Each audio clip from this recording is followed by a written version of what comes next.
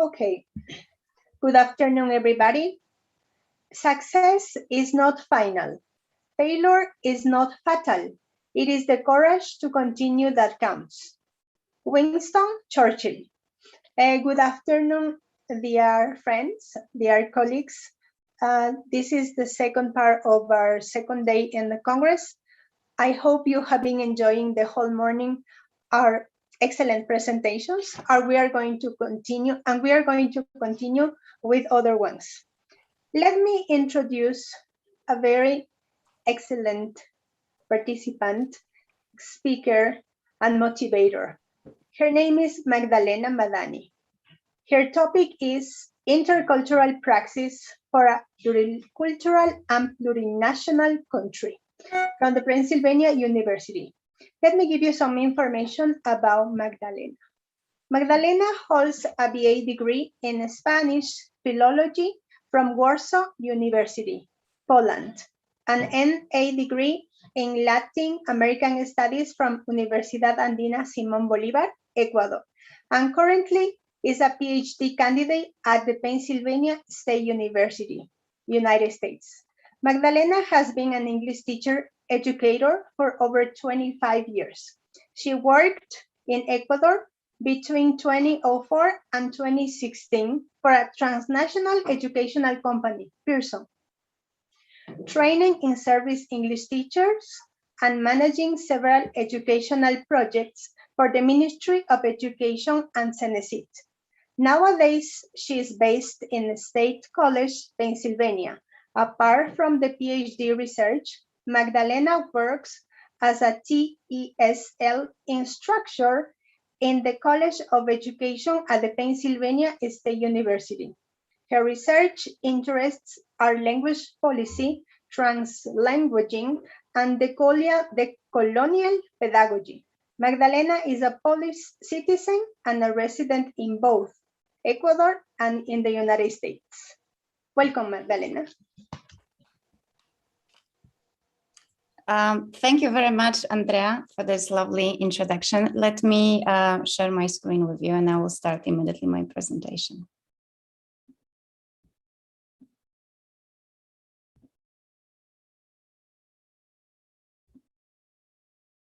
Can you all see my screen?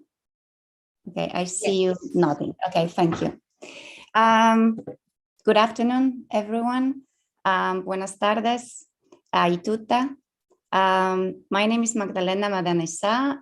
Andrea already introduced me, but let me tell you a little bit more about me and why I chose this particular topic to share today with you in this conference for English teachers. I was born in Poland and I did my undergrad studies in Warsaw University, where I obtained a title of Spanish philologist. That means that I started to study Spanish since I was 15. And then I arrived to Ecuador to do my master's studies. And I studied at the Universidad Andina Simón Bolívar. And I absolutely fell in love with the country and I stayed there for 14 years. And I worked mainly with in-service English teachers in Ecuador for that time. I feel very related to Ecuador. I still have a house there in Tumbaco, outside of Quito. My second child, my son, Victor, he was born in Quito in 2006. Those of you that know me, you probably remember me pregnant with Victor. I'm a resident in Ecuador. That also means that I can vote. So I participate politically as well in the future of the country. Since I moved to United States, I was not able to vote. However, my heart is always with my friends and family in Ecuador, and I'm following closely the macro level of what's going on in the country.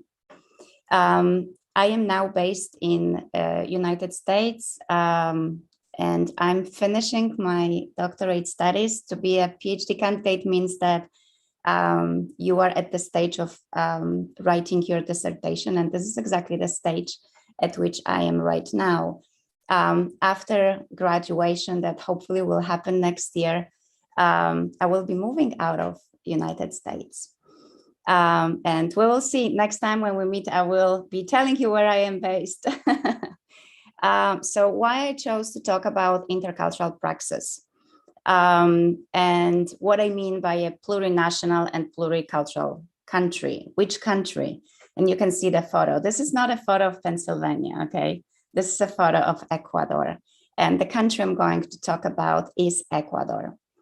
And what I'm going to tell you today about is based on lots of reading that I've done.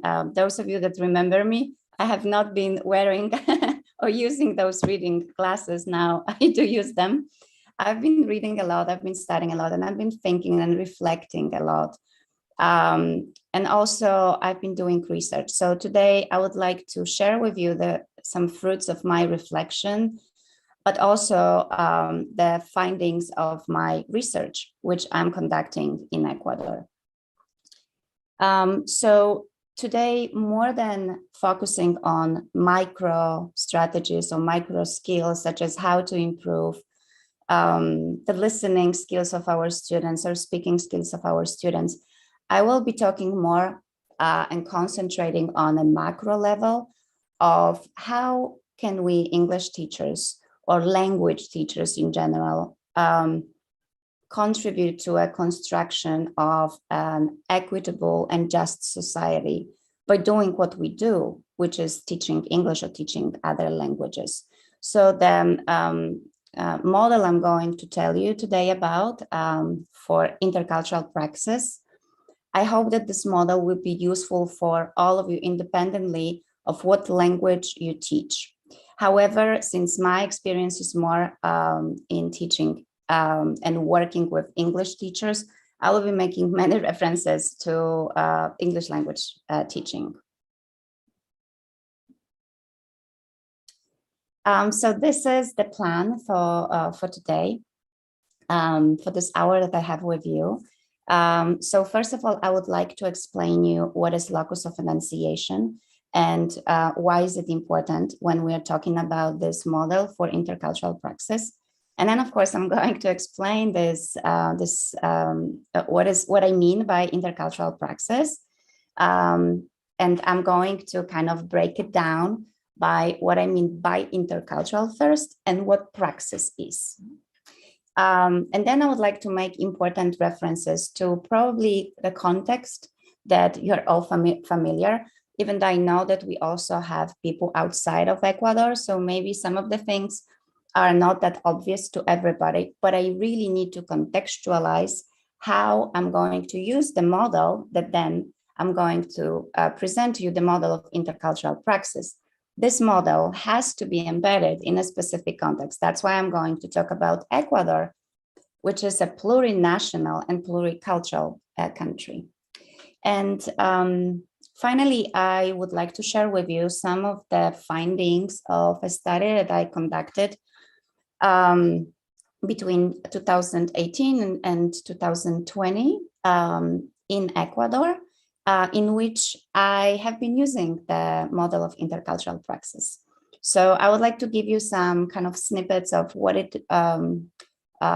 means to include this model in our praxis, and what might be some of the benefits, and what else should we do, because the work is not done yet.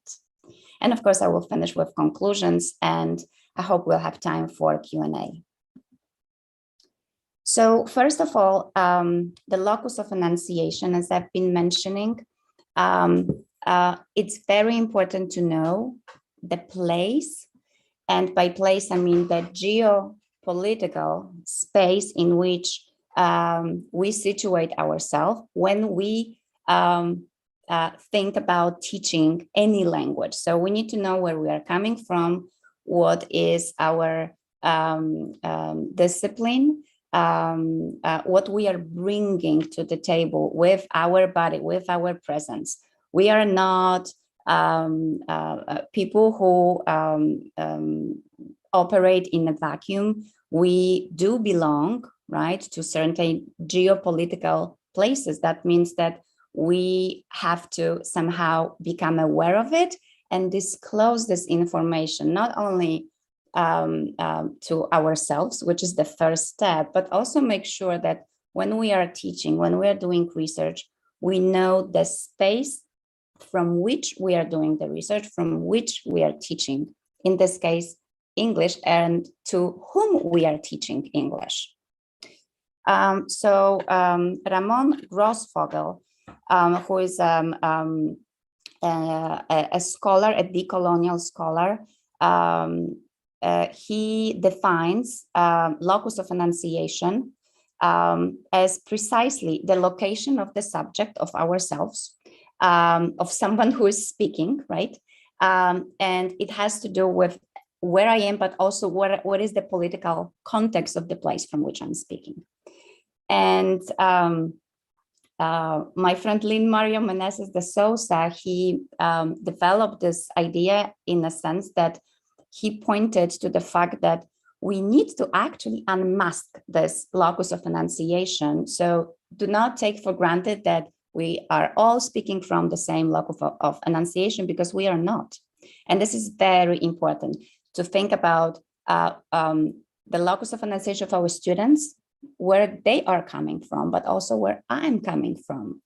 And my research, where is my knowledge coming from? Am I bringing Western ideas to the table? Am I bringing indigenous ideas to the table? So this is really important to think about it. Meneses de Sousa, he says that we as subjects that are speaking, we should disclose our locus of enunciation and somehow unmask where we are standing, right, politically and geographically, and being conscious and explicit about it, because that will shape how we are viewing, right, the teaching, what is our philosophy of teaching, and also how we are viewing this linguistic ecology where all the languages are coexisting. So we have a huge and amazing linguistic ecology in Ecuador, right? We have 14 nationalities that have their own languages. And when we are teaching English, which is an external language, it's a global language, we have to be aware of where we are teaching and to whom we are teaching this language. So for example, just to give you kind of an idea of how also we in United States, how we are addressing this locus of enunciation, oftentimes many universities and many scholars, and I'm joining this group of scholars because I think this is really very important to show to the people who are attending, for example, my session, or who people who I'm teaching, that yes, I am, as Andrea said, I do live in Pennsylvania in a city called State College, and I attend a doctoral program at the Penn State University. But it is also important that the land on which I'm living right now, it belonged to other nations. And it's very important to know where we are. So we, in the United States, we have a certain type of presentation of our locus of enunciation, which is, you will find this concept of land acknowledgement. So I included here just a picture of Pennsylvania. So as you know, United States has, it's a huge land. So this is just Pennsylvania. And if you just look how many nations are just in Pennsylvania, and my university has many campuses. It's a huge university, and it's a research university. That means that when we are doing research, we need to know where we are exactly. And we also need to recognize that the buildings, the beautiful buildings in which we are they've been built on a land that didn't belong to us before. So Pennsylvania State Universities, as you can see here,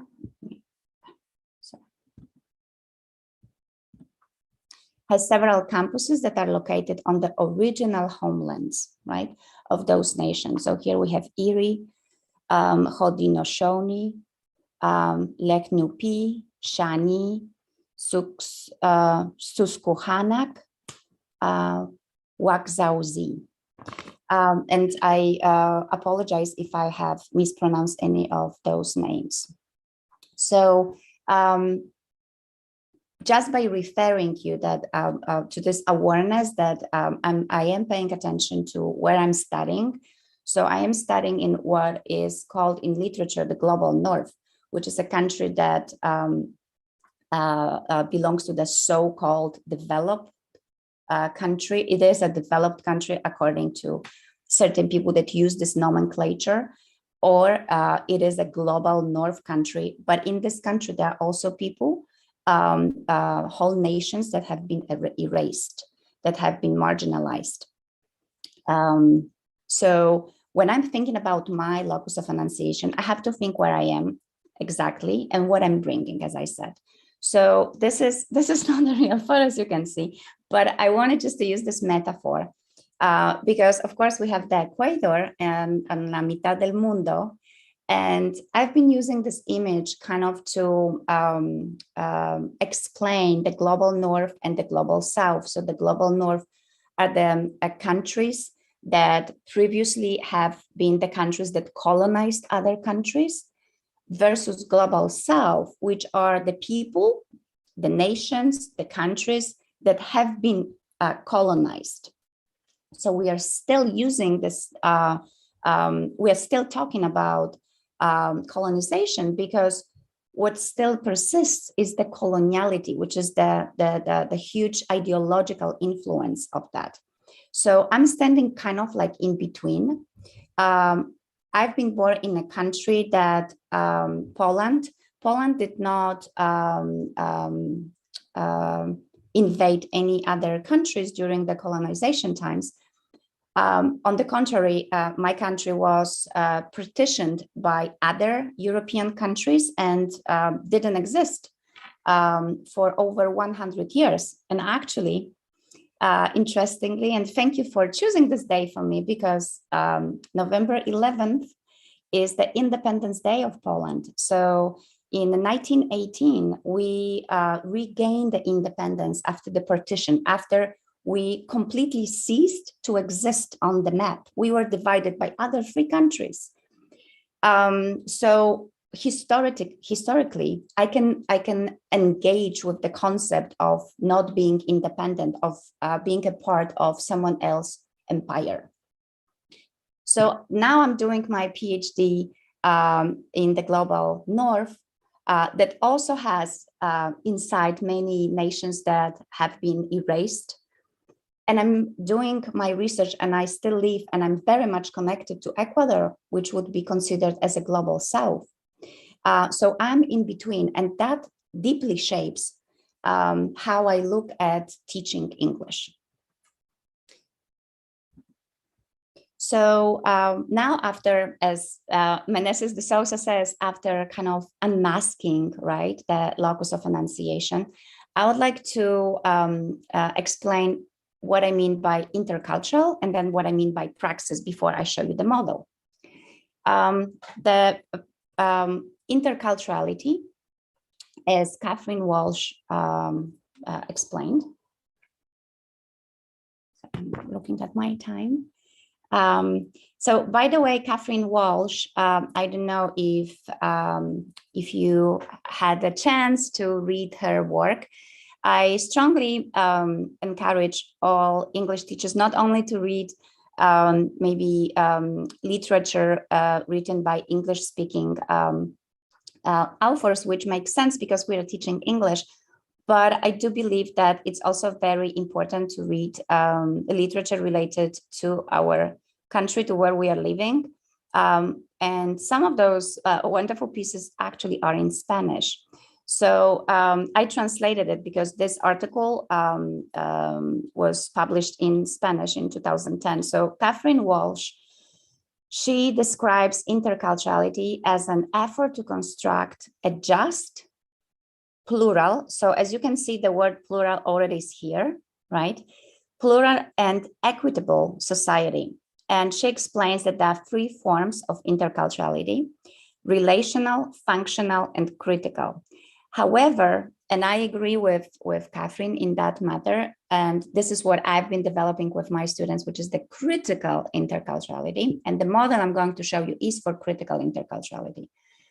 So Catherine Walsh is saying that a critical interculturality is this perspective that can fully address the colonial matrix of power.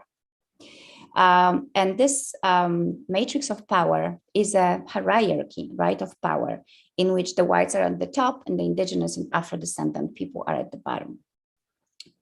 The critical interculturality refers then to us being able to think about the transformation of those structures. And if there is any group of people that knows about transformations, are educators, are teachers, because this is what we do. We do it at the institutional level and we do it at individual level with our students. So the idea is to transform those structures so that we have different conditions of being, of expressing who we are, of thinking, of knowing, of learning, and of feeling. And this is a permanent, actually, strategy. So it's not that the interculturality has been already achieved or will be achieved. It's a process, it's a permanent strategy to develop those relationships, but it's not about relationship between two nice people. It's a relationship that actually goes beyond just two nice people. It's this strategy for transforming structures and institutions that should aim for respect, symmetry, equity, and equality. And now finally, talking about praxis, what is praxis? Praxis, just to start with, is not a fancy word instead of practice. Praxis has been used very widely by a wonderful Brazilian philosopher, Paulo Freire. His work very deeply changed my way of looking at education. And if anything today resonates with you, I hope that at least that this figure, this wonderful thinker, Paulo Freire, will stay with you. And I hope you will have time to maybe Google him and read his books if you haven't read his works yet. I'm citing here his book called The Pedagogy of the Oppressed, that was published in 1970, before many of us were born. Paulo Freire, he describes praxis as a continuous reflection followed by action. And for him, praxis cannot be, those two cannot be separated in a praxis. So when we are reflecting, it should lead to an action, and an action should be then reflected upon. So then next time when you act upon it, it's based on a reflection. So it's always those two parts, it's reflection and action. This is what practice means. And Freire, this is a quote again from him. He says, "It is not enough for people to come together in dialogue in order to gain knowledge for their social reality. They must act together upon their environment in order to reflect critically upon their reality, and so transform it through further action and critical reflection." And this is really important because one of the important parts of this model that I'm going to show you right now is the dialogue. But as you can see, the dialogue itself is not enough. We can have a dialogue with someone, but it's really important then to engage in a reflection about this dialogue and then to act upon this reflection. And this is what is important. This is what is transformational. So when we are thinking again about this macro scale of what can we do as English teachers, as educators, and how can we transform our society, our education, is not only to enter into a dialogue, but also to use this praxis as explained by Paulo Freire. So again, why am I talking about this pluri aspect of interculturality? That's the context of where we are teaching, right? English. Ecuador gained its independence from Spain between 1820, 1822. And in its history has had more than 20 constitutions. So I'm going to mention 3 constitutions just to have a look of how different languages and cultures have been recognized in those constitutions. So first of all, I think it's important for us to see how those constitutions were kind of showing a political development and how people started to think differently about the pluri aspect of the country. So until 1979, only Spanish has been recognized as the official language of the country, right? However, then in 1998, a constitution, Ecuador has been recognized as one nation with various nationalities. And here comes, right, the aspect of the plurinationality. So the term nationality has been chosen by the indigenous people, and it does not imply detachment from the rest of the country. On the contrary, and that's a quote from this constitution, the indigenous peoples self-defined as nationalities with ancestral roots, and the Black or Afro-Ecuadorian peoples are a part of the Ecuadorian state, which is one and indivisible. And finally, the newest constitution, 2008, which in no small part was introduced through the efforts of CONAIE. And CONAIE has had this, right, this vision of plurinationality and interculturality. And actually, by many scholars, this constitution is considered one of the most radical in the world. So I think that we have a great opportunity and to act upon it, so that the plurinationality that is expressed in this constitution is not only a legal part written in a document.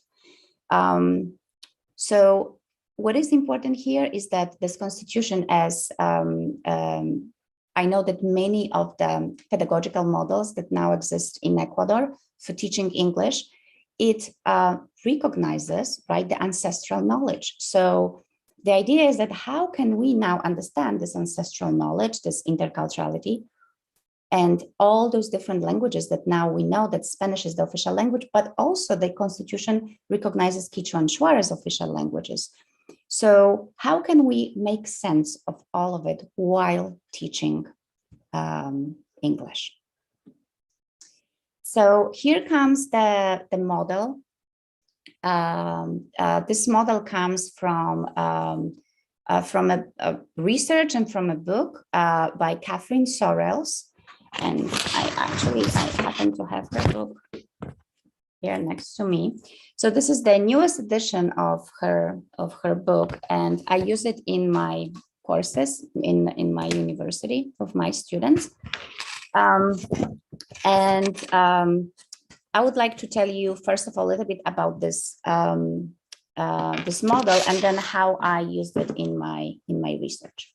So first of all, this model has, as you can see, 6 parts. So we have the part of the inquiry, framing, positioning, dialogue, reflection, and action.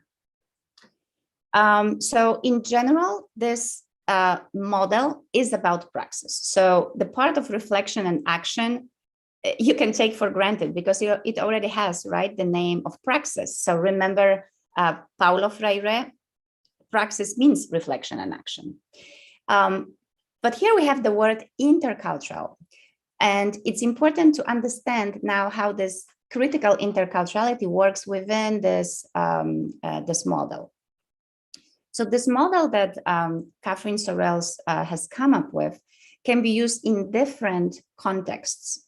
However, let's remember that we need to contextualize, right, any model that we are going to use to where we are going to teach, to our students, to who we are as well. So it's important to now to see that this model will allow us to navigate oftentimes complex, because of course plurinationality is a concept that is not really easy to grasp. Of course, there are many challenging intercultural situations for which we are preparing our students. So it's, of course, it raises awareness, but it's not only about raising awareness in our students that there are different cultures and different nationalities living in the country. It's about developing a dialogue with them and then reflecting and acting upon it. The first step to this model is to be curious, is to have an inquisitive mind, right? It's to be interested in growing, in understanding others. And while we are growing and having many questions, we need to also somehow be willing to take risks, to suspend our judgment, and to be flexible, because oftentimes we will need to challenge our worldview, challenge the way how we were looking at, for example, at education before, or at teaching of the language. And then we need to use different frames. So today, for example, I'm using a frame, the macro frame, right? Not the micro frame of talking about what can we do in the classroom with students, right? Now I'm talking from a much more macro perspective on how can I actually transform the society so that my students live in an equitable society in which all the different nationalities are welcomed. Nationalities from Ecuador and also people from outside of the country are welcomed, and they are respected, and we can learn from each other, right? And then I will prepare my students at the micro level for developing different linguistic skills. In this case, for example, in English language. So it's also about, like, when we are thinking about this, this model, think that we can look at how culture is operating at the very individual level, but also at the big level, right? At the macro level, for the country, for the world. So discussing, for example, word issues is a part of it. So coming from Ecuador, then we can zoom in on macro world issues and how we view them. And while we are practicing, let's say, this changing of perspective, it's very important to realize different social constructs, such as the race, the gender, sexuality, etc. So we need to also all the time be aware of what is my position, right? Of a white, mestizo, Black American, Afro-Ecuadorian, indigenous teacher, etc. What kind of power can I exert from my position? And then I'm ready to enter into a dialogue, into an intercultural dialogue, which is a creative process of communication, right? In which I'm going, of course, to show empathy and respect. And that will lead me to the reflection from about myself, where I'm coming from, but also how I view others, and how can I convince myself that I can be an agent of change. From my circle of influence, I can be an agent of change. And the final part is the action. So that means linking, right, this intercultural understanding with responsible action to make some difference, to make some change, to challenge stereotypes, to challenge prejudice, and to challenge systemic inequities.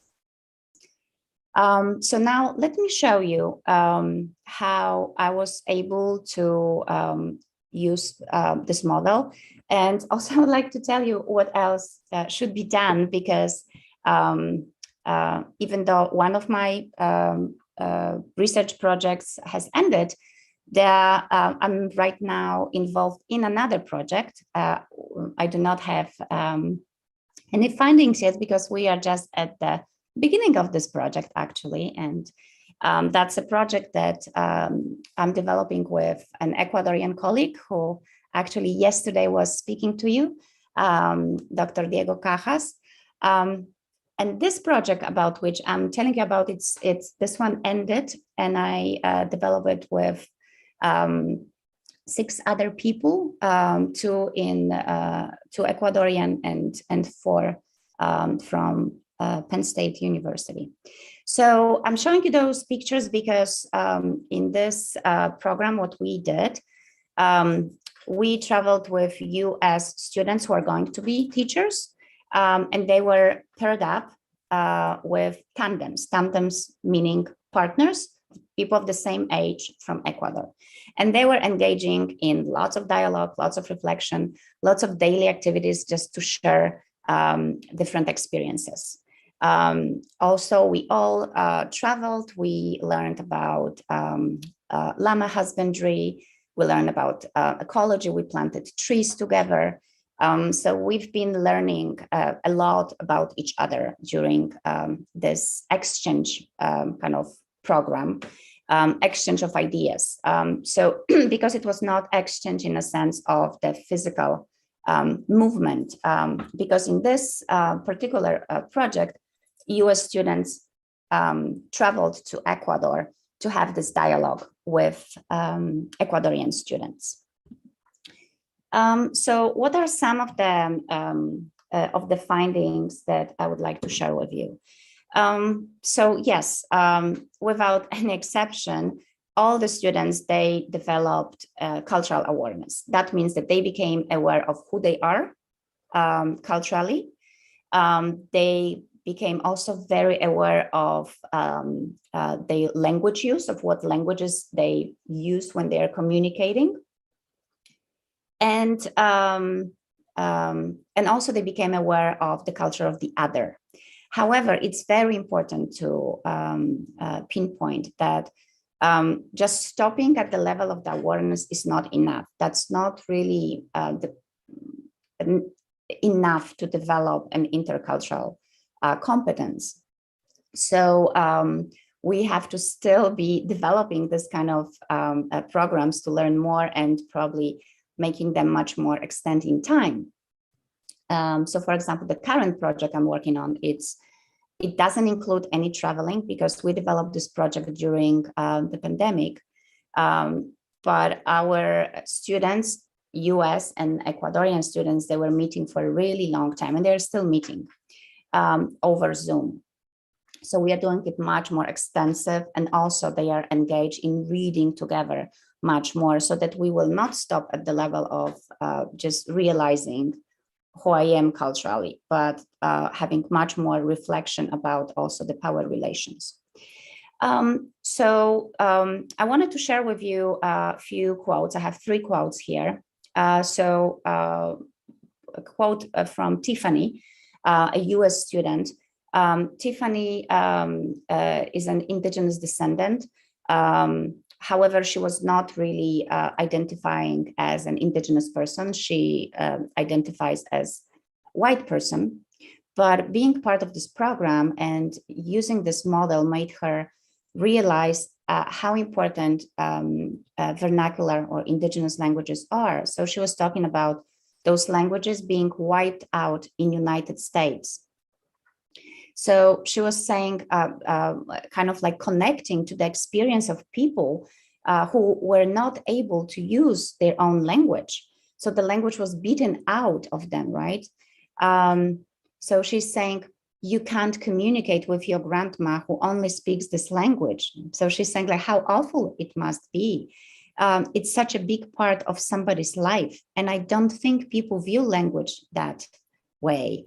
They don't think about how it has all these connections that make a person who they are. And when you take that away, like they lose the sense of identity. If you take the language away from them, or it dies out, it disappears, that piece of their identity is gone. So she had very important kind of realizations about the importance of language revitalization and language maintenance in United States. But also Ecuadorian students, they had very important realizations. So for example, one of the students, Gabriel, he was talking about the importance of knowing Quechua, and he hasn't thought really before about learning Quechua. So when US students came and were asking about the language policy, and they were learning Quechua themselves, this is what Gabriel developed in terms of language awareness. One of the most important lessons that this program gave me, it made me feel I really should know Quechua. I've been always aware of that it's not okay that Ecuadorians don't know one of their languages. But when the people from the US university came, and sometimes you were talking about that, for example, my tandem asked me about Quechua. What was the government efforts to implement it? When I was talking about that, I'm realizing, oh my God, I should know Quechua. And then also I thought it was very interesting that another student, Sandra, who was studying environmental engineering, she didn't make any connections between how indigenous people view environment and what she's studying. So after participating in some talks with indigenous scholars, she realized that the Andean cosmovision actually was bringing lots of insights for her and for what she was studying in Ecuador. And she said, the Andean cosmovision caught my attention because it was something that I had heard that had never known. Since there is a lot of belief that crops depend on the moon, the sun, the Mother Earth, I study an environmental area. So it calls my attention that this cosmovision has to do with environmental issues. So I thought it was a really very important realization that she had. So just to wrap up, what were the big kind of learnings from this study, and also what I am now incorporating in the new research using this model in a virtual experience between American or US students and Ecuadorian students. So there are two important elements. First of all, we as teachers, we have to guide this critical reflection. In other words, we have to have prompts, we have to have questions. Critical reflection is not something that students will be maybe naturally developing. We cannot take it for granted. We should be developing it with students. And then the enactment of the action should be sustained. So oftentimes we say, oh yes, like I want to do something about it, but then there is no sustained action. There's no sustained enactment of it. So like we just say something and then nothing happens. Another kind of just summary of what happened during this application of this intercultural model was that it is still very important to understand the social inequities in education and recognize one's cultural biases. So this understanding is very important for students to be open to change their beliefs, to challenge their beliefs, right? But they have to really understand the social inequities in education and in the country in general. And also the understanding not only the social inequities, but what causes them, which is the system of power.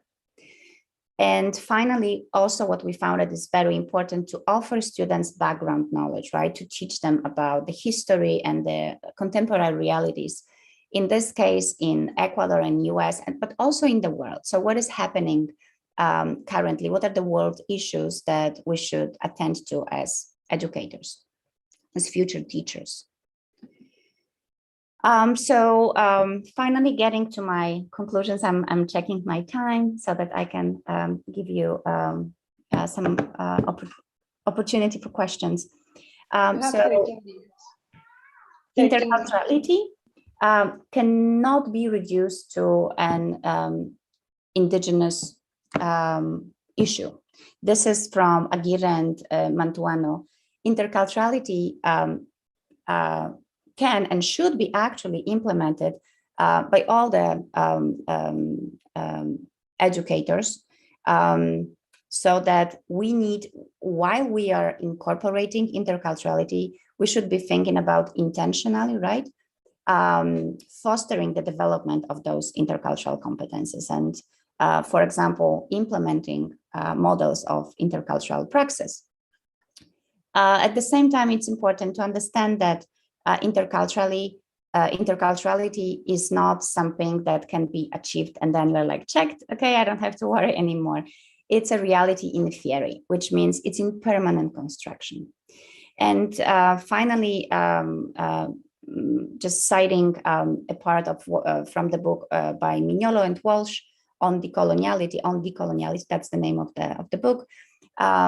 They were citing Luis Macas, who explained that this interculturality is very different from multiculturality, which is just kind of acceptance that we are all different and we live together.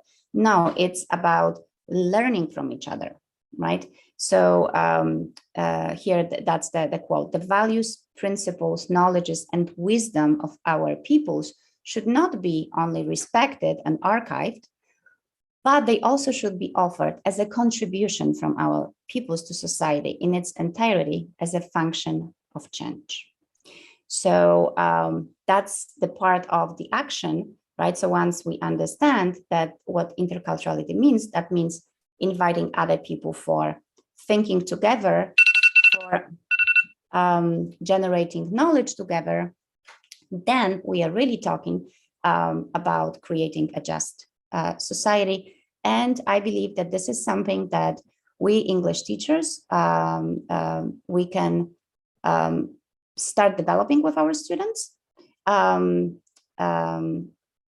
If there are any still questions about how to do it, what to do, we don't have all the answers, but I think that most important thing is to start at least with the first step, which is having, right, the inquisitive mind.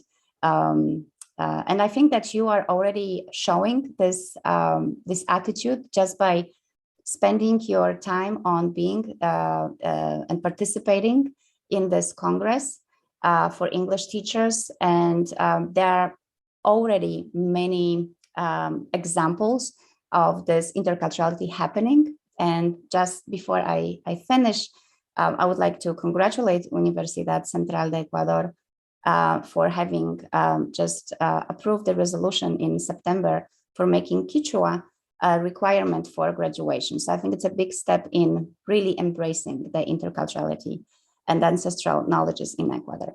So thank you very much, and I'm very open to questions. Thank you so much, dear Maggie. It is always nice to be with you in any talk or conference that you give. We're going to have maybe.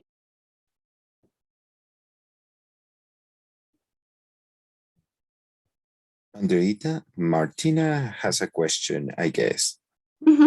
Martina, adelante. Thanks. I'm just curious. I don't know if you could deepen a little the part where once awareness and cultural competence is achieved, how do you actually translate it in teaching praxis? Because I can see clearly when it comes to political studies or developmental studies, but as to language learning or teaching, I don't see it clearly. That is, how do you channel it? Thank you very much, Martina. So first of all, it's really important to realize that just being aware of who I am culturally, right? Maybe of my identity, of different aspects of my identity, my intersectionality of my race, gender, religion, sexuality, etc. It is very important, and it's equally important to have this realization towards other people. But just by having this realization is like a first step. It doesn't mean that I'm already transforming societies, but transforming societies, I'm reflecting on what I can change, what I can include. So for us teachers, if we just have awareness, that's great, that's the first step. But also what kind of, for example, programs I can think about, what kind of models I can implement in my teaching so that I can move from just having the awareness to do something about it, right? So, for example, if the University Central was thinking about, oh yes, we need to respect ancestral knowledges, so they are showing the awareness, but by having the resolution that they had a month ago, they actually did it. They had a deep reflection and they acted upon it.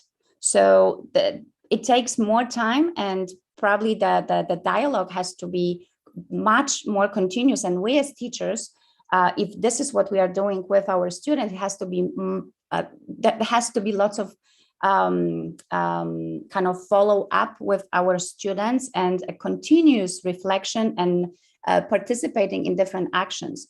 It may be inviting our students to do research with us, to have different initiatives that would be geared towards social equity. So we can do a lot as teachers on our institutional level, and also we can do we can start initiatives with our students so that it's not stop at the level of the awareness, but we can actually develop initiatives geared towards development of those intercultural competences, showing them in action. Thank you very much for your question. I have different messages from YouTube, and let me give you some of them. One is from Edison Santa Cruz, and he says there should be more sort of negotiation in terms of culture brought into the classroom and use cultural literacy. Yeah, Edison, thank you, and it's great that you are also here participating. Yeah, actually, oftentimes especially when our classrooms are not, for example, not very diverse. I know that in some cases you will have lots of diversity, but sometimes you won't. So using culturally rich literature is a great way to engage students in conversations about cultural diversity. That's a great point, Edison. Thank you, Maggie. Something that caught my attention is this message from Maritza Zapata. She says, I really appreciate your presentation because that made me realize how rich our country is of having more than one spoken language. Yes, thank you, Maritza. Absolutely. And we have a great potential actually to demonstrate also to other teachers all over the world how we in Ecuador understand plurinationality and pluriculturality and what we do about it being English teachers. And finally, we have from a teacher, I would like to suggest you to create opportunities here in Ecuador so students want to learn English. Actually, you know, those opportunities, I think that this is an important thing because sometimes we think that those opportunities, for example, of being in a dialogue with people from other countries or people from here, it's, you know, it's such a far away goal. It's like, how am I going to achieve it? And it's not really that difficult. So we develop, as I've mentioned, like with Professor Diego Cajas, right? Long-lasting, actually, relationships so that our students, they can learn together. But that is possible among, you know, teachers from different universities. So I would say that by building networks, and this conference is about building networks, guys. So also, I'm very sorry, I forgot to leave you my email. So if you would like to reach out, so please do so, and do it with all the teachers that somehow are presenters that kind of resonated with you, and you would like to get to know their work, or maybe develop some kind of professional relationships. That's the point. So it's going to be much easier to have those opportunities so that our students and also us teachers, we can learn from each other. So I will put my email in the chat. Thank you, dear Maggie. We will be letting our colleagues know your mail that is over there. And if somebody can help me sharing on YouTube, please. It has been an awesome presentation, and we are always glad to have you with you. Thank you, Thank wonderful. you,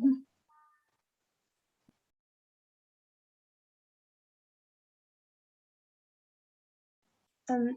I don't know if you guys are checking the attendance, so we don't have any time for that.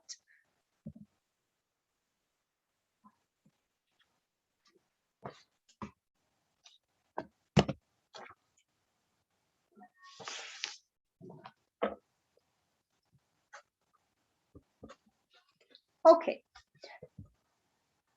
Let me share the screen.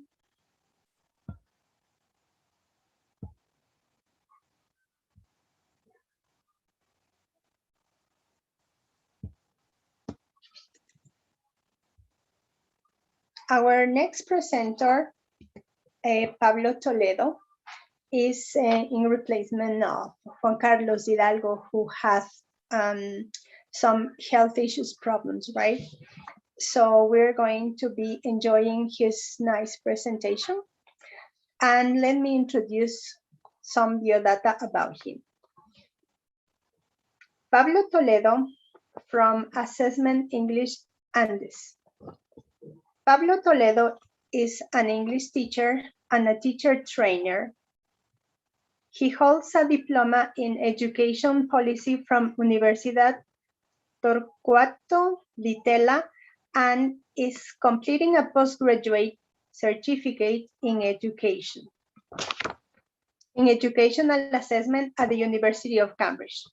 Before joining Cambridge Assessment English, he managed projects in the areas of remote teaching, internationalization of higher education, and language teaching to refugees for the British Council, and led the educational department of the Buenos Aires Herald newspaper.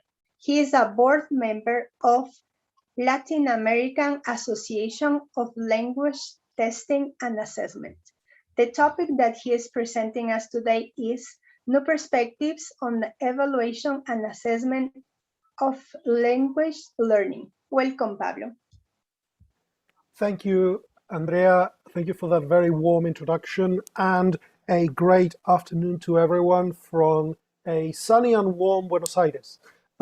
So my name is Pablo Toledo, as Andrea very kindly mentioned, and I am Assessment Services Manager for Cambridge Assessment English in the Southern Cone and Andes region.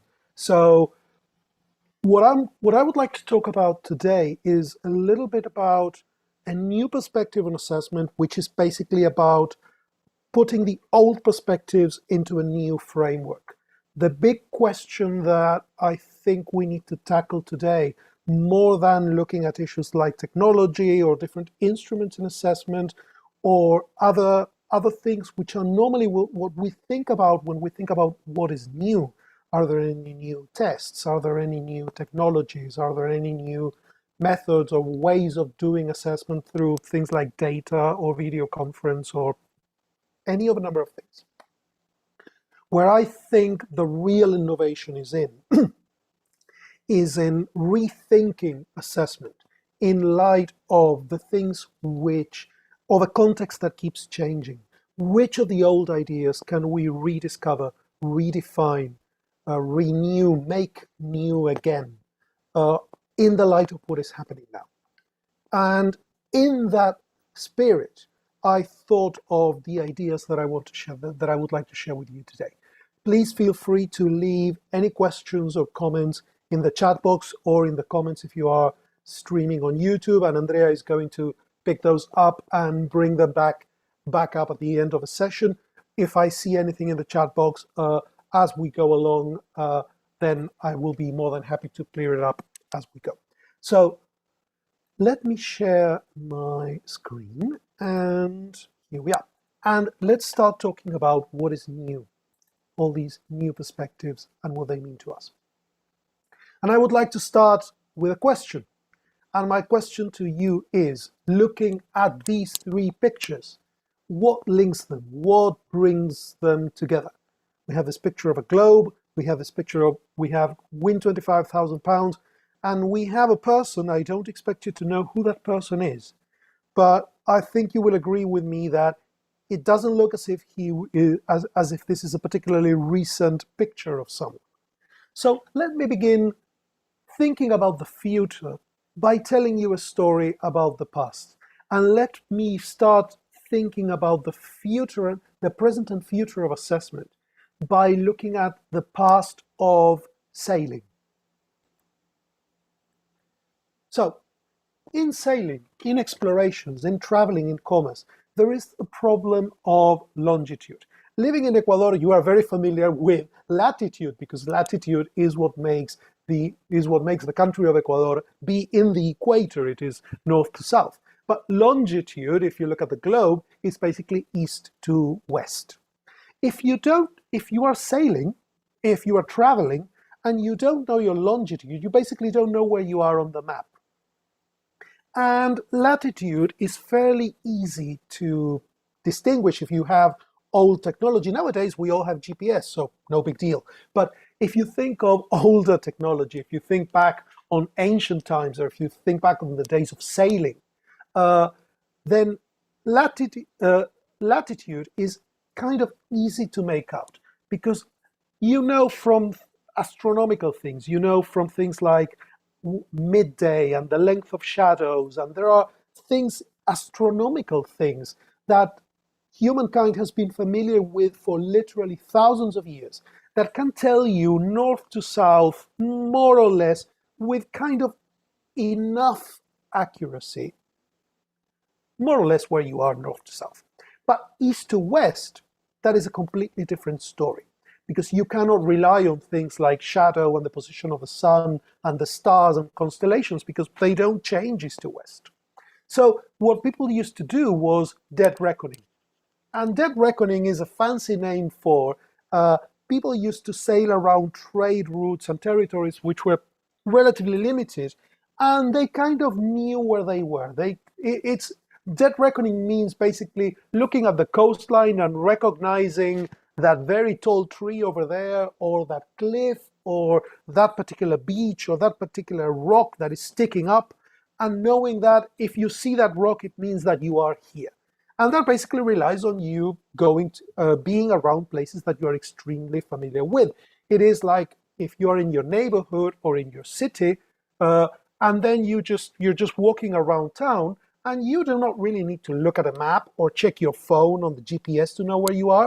You see a shop, and you know that if you are seeing that shop or that particular building, you are in this place, and you know that very well because that is your place. But what happens in exploration? So the problem of longitude became very relevant. Basically, when European traders and explorers, not just Europeans, but when traders and explorers started traveling really long distances from east to west or west to east, traveling across the oceans to reach the Americas, or going from the Americas over the Pacific into Asia, or any kind of exploration that took them beyond the places that they were familiar with over really long distances. How could they know where they were on the map? So for that problem, they found and now we are going into the year 1714, and we are in England. So they basically, the Royal Society of Science decided that they were going to throw money at the problem, which is where the £25,000 comes in. And they basically offered a £25,000 prize to anyone who could come up with a method for knowing your longitude during a long sea voyage that was reliable, that was accurate, that could be implemented, that was practical. And they were basically two big contenders, or there were two methods that they knew were going to work. Because as you go north to south, what changes are constellations, the stars that you can see, things around the shadows, the position of the sun, etc., more astronomical. But as you're going east to west, that is going to change a little bit. There are observations that you can do which are going to help you. The other thing that is going to change is the time, because that is where the time zones change, go moving east to west or west to east. So there were basically two contenders, two big methods. One was looking at the sky. So taking very precise astronomical observations and computing them through very complicated mathematical and astronomical and mathematical calculations, you could get a clear picture. The other way to go was basically looking at the time. If you had a clock that was accurate enough, the one thing that you know wherever you are is that at some point on the day, there is not going to be a shadow because it's going to be midday, the sun is going to be directly above you. So if at that precise point, wherever you are in the world, you know, okay, look, there is no shadow, this is midday. And then you look at your clock that is synchronized to some city that was your departure point, or that you know exactly where it is, or a place that you can exactly pinpoint on the map. Then if you look at the difference in time, so it is midday now where I am, and it is 4 o'clock in this other city in the world because my clock says 4 o'clock. Then I can know more or less where I am. You don't need to worry about this because nowadays we have GPS. All of these things are only interesting if you would like to travel with the Kon-Tiki across the ocean or something like that. But the thing is that there were these two methods, and the Royal Society said anyone who can bring us a realistic way that trading ships can use is going to win £25,000, which at that moment was an incredibly big fortune. Nowadays, for us, it is quite a lot of money, but in those days, we're talking about things like winning $50 million or something like that. It was a ridiculously high amount of money. And this is where John comes in. This is our friend John Harrison. John Harrison had an amazing sea clock. John Harrison was a clockmaker, and he was extremely good at his job. So he developed this. This is the first model of what he called the sea clock. Nowadays, we all have, again, a clock here in our phones. But in those days, watches were mechanical things, and you needed to wind them and all of that. And because of the mechanisms that were used, having a clock that you could use on a moving ship was out of the question until John came along. And he produced this particular machine. So this particular clock you're looking at, which is the first of the 3 models that he did, it took him 30 years to develop, and he was the best clockmaker in the business. It took him 6 years to build. So it took him 30 years to plan and develop, and then 6 years to construct. It had almost 1,000 moving parts, tiny moving parts that were made mostly by hand. And he was the only person in the planet that had the skill to build it. So how realistic do you think that his sea clock was as a solution? So you have to take your pick now, because basically you have 2 valid systems. And imagine now that you are a member in the Royal Society of Sciences. So you have 2 systems that you can use to know your longitude, and you have to give one of them the prize. One of them are marine chronometers, John's clocks, but they are very hard to make, and they cost 30% of the cost of the ship. So you have a whole ship that you can fill with cargo, that you can fill with people, that is very big, etc., and the cost, and the clock alone, that thing that you saw, cost 1/3 of the cost of the entire ship. So that can be a problem. Now, the other way to do it, which was through lunar distance charts, that depends on very precise observation. You have to take very precise devices, instruments, and you have to use them, something that is called a sextant that measures angles and blah, blah, blah. It is very precise, it's very difficult to use, and you need to be on a you need to be very skilled in how to take that measure right, because a tiny, tiny, super tiny difference is going to make a big, big, big difference in the results of your calculations. And then you have to take those very precise measures and you have to do some very complicated maths around it. So they're very difficult to interpret and they're very difficult to get right. So the question is, can we have a reliable method, a method that gives us a good idea of where we are on the map, a valid method, a method that actually tells us where we are on the map and not somewhere else that we know is going to give us good information, and at the same time, a method that is practical? I can tell you the end of the story, and the end of the story is that basically technology advanced, and so the instruments that were used to measure lunar distance became a little bit easier to use, and marine chronometers became cheaper and easier to do and more reliable. So it was basically a combination of the two that was used in the long run, and at some point, that enabled sort of cartography and trade and explorations to advance really quickly to the point where we are right now. And nowadays, everybody uses GPS. But that took another 300 years to develop. But anyway, why, Pablo, you are thinking right now, are you telling me this story? I am telling you this story because of COVID. There are a lot of parallels between the story I have just told you and education during and post-COVID. Why? A storm has set us off course. We are not in the places that we are familiar with. If I ask you about how did you teach it, how did you know the things that your students, that your learners knew in English, or how they were developing their skills before COVID hit, I'm pretty sure that you can give me a good picture of that. I mean, and you can tell me, I know my syllabus, and I know my classroom, and I know my school, and I know the kind of learners that I get. So when I go into a classroom, I know the kind of activities that I use, and the syllabus that I use is more or less the same, and the syllabus that the teacher that had these students before me used is more or less the same. But now all of that, poof, up in the air. We have had hybrid teaching, online teaching, going back to school, going back home, changes, curriculum changes. Some students have dropped out of school. There has been a storm, and it has taken us away from the places that we know. So that reckoning, kind of saying, I know schools, and I know the syllabus, and I know my students, we don't know them anymore. We are in a new place.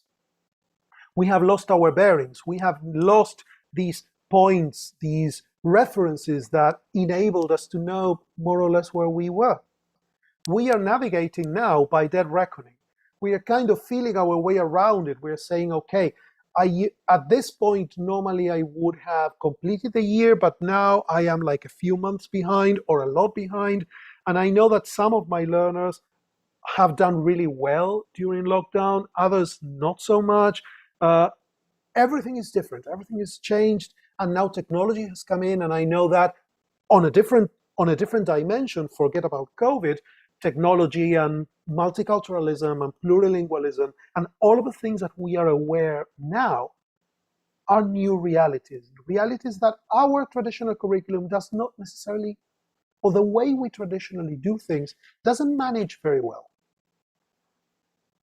So we need to find our place on the map and set a new course. We need to know where we are in our learning, where we are in our teaching, what the needs of our students are, what the achievements of our students have been, and which are the new targets that we can set. What is going to be our new course, our new destination?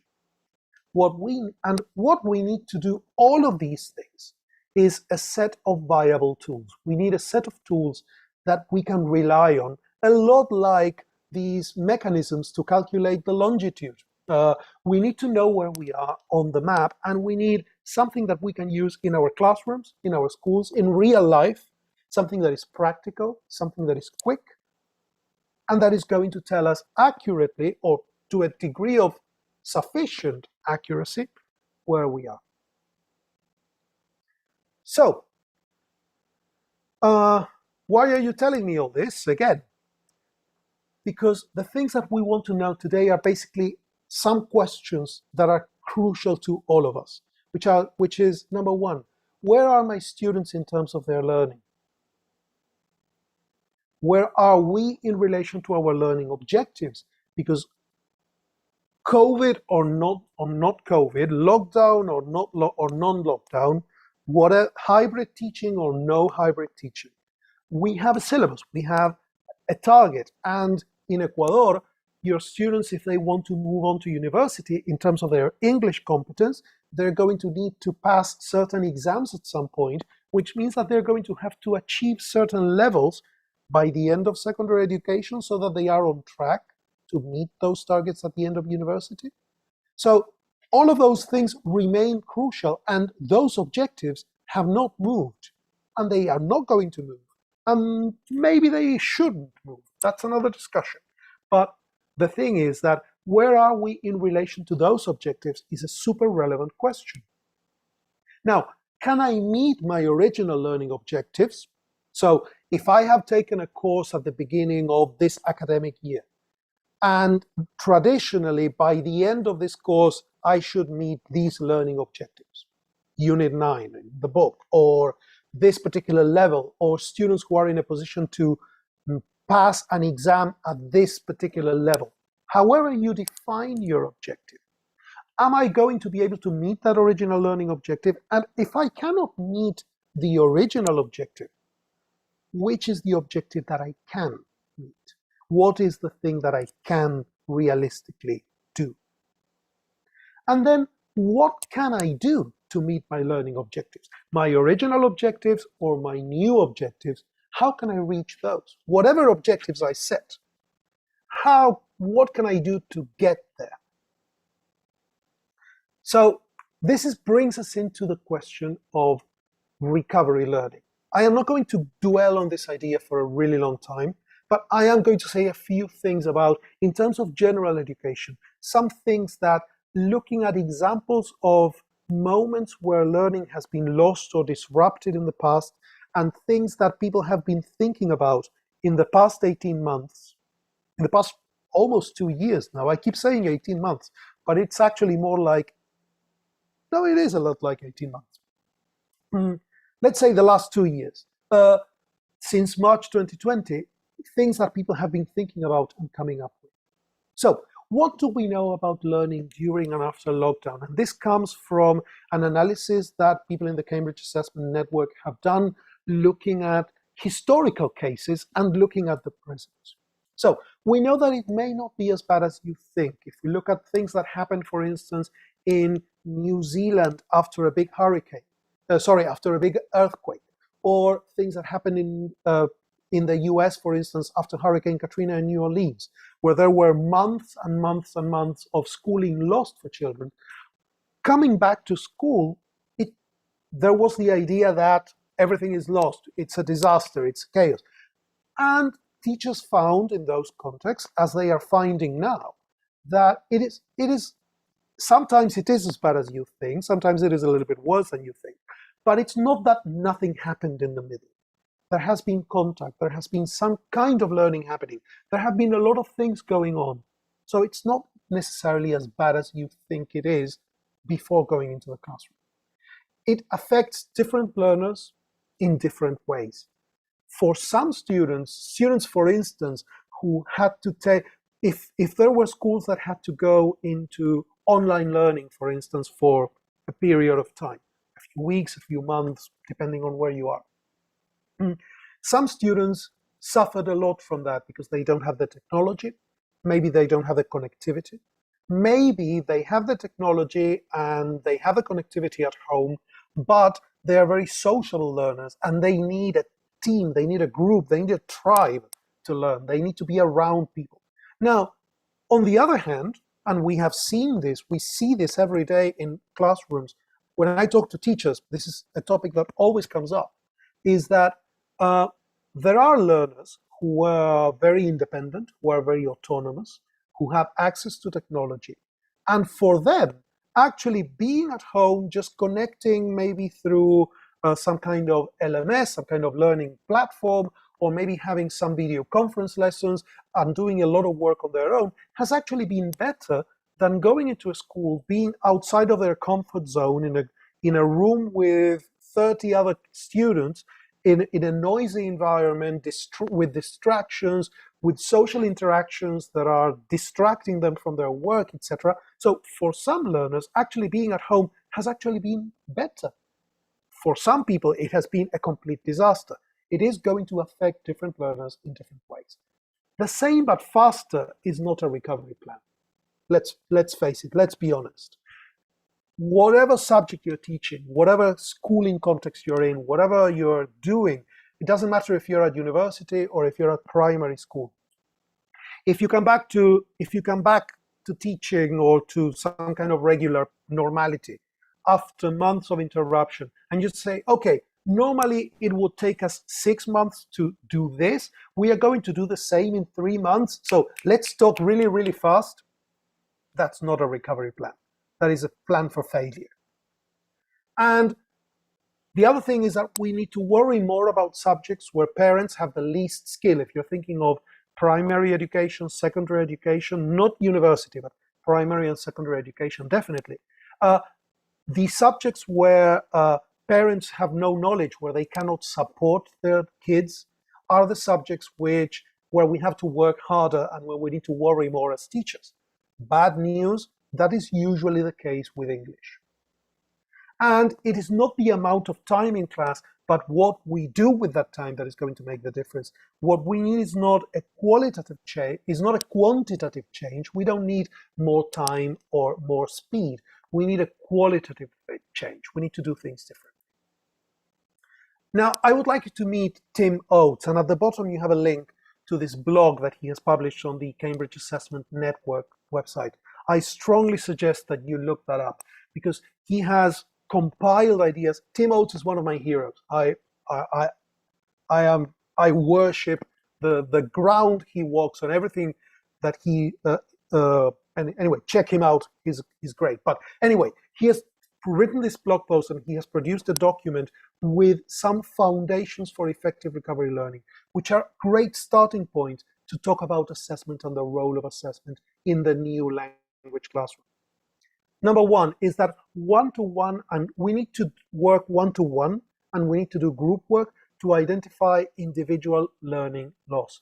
Because disruption affects each learner differently, every classroom is a multi-level classroom, but now more than ever, we need to know, or at least to have some picture of, for each of the learners in our classrooms, which are the ones that are doing great, which are the ones that are struggling more, and we need to have that kind of picture very clear in our minds. And for that, we need to do one-on-one work, we need to do group work, kind of teaching to the whole class, which never works.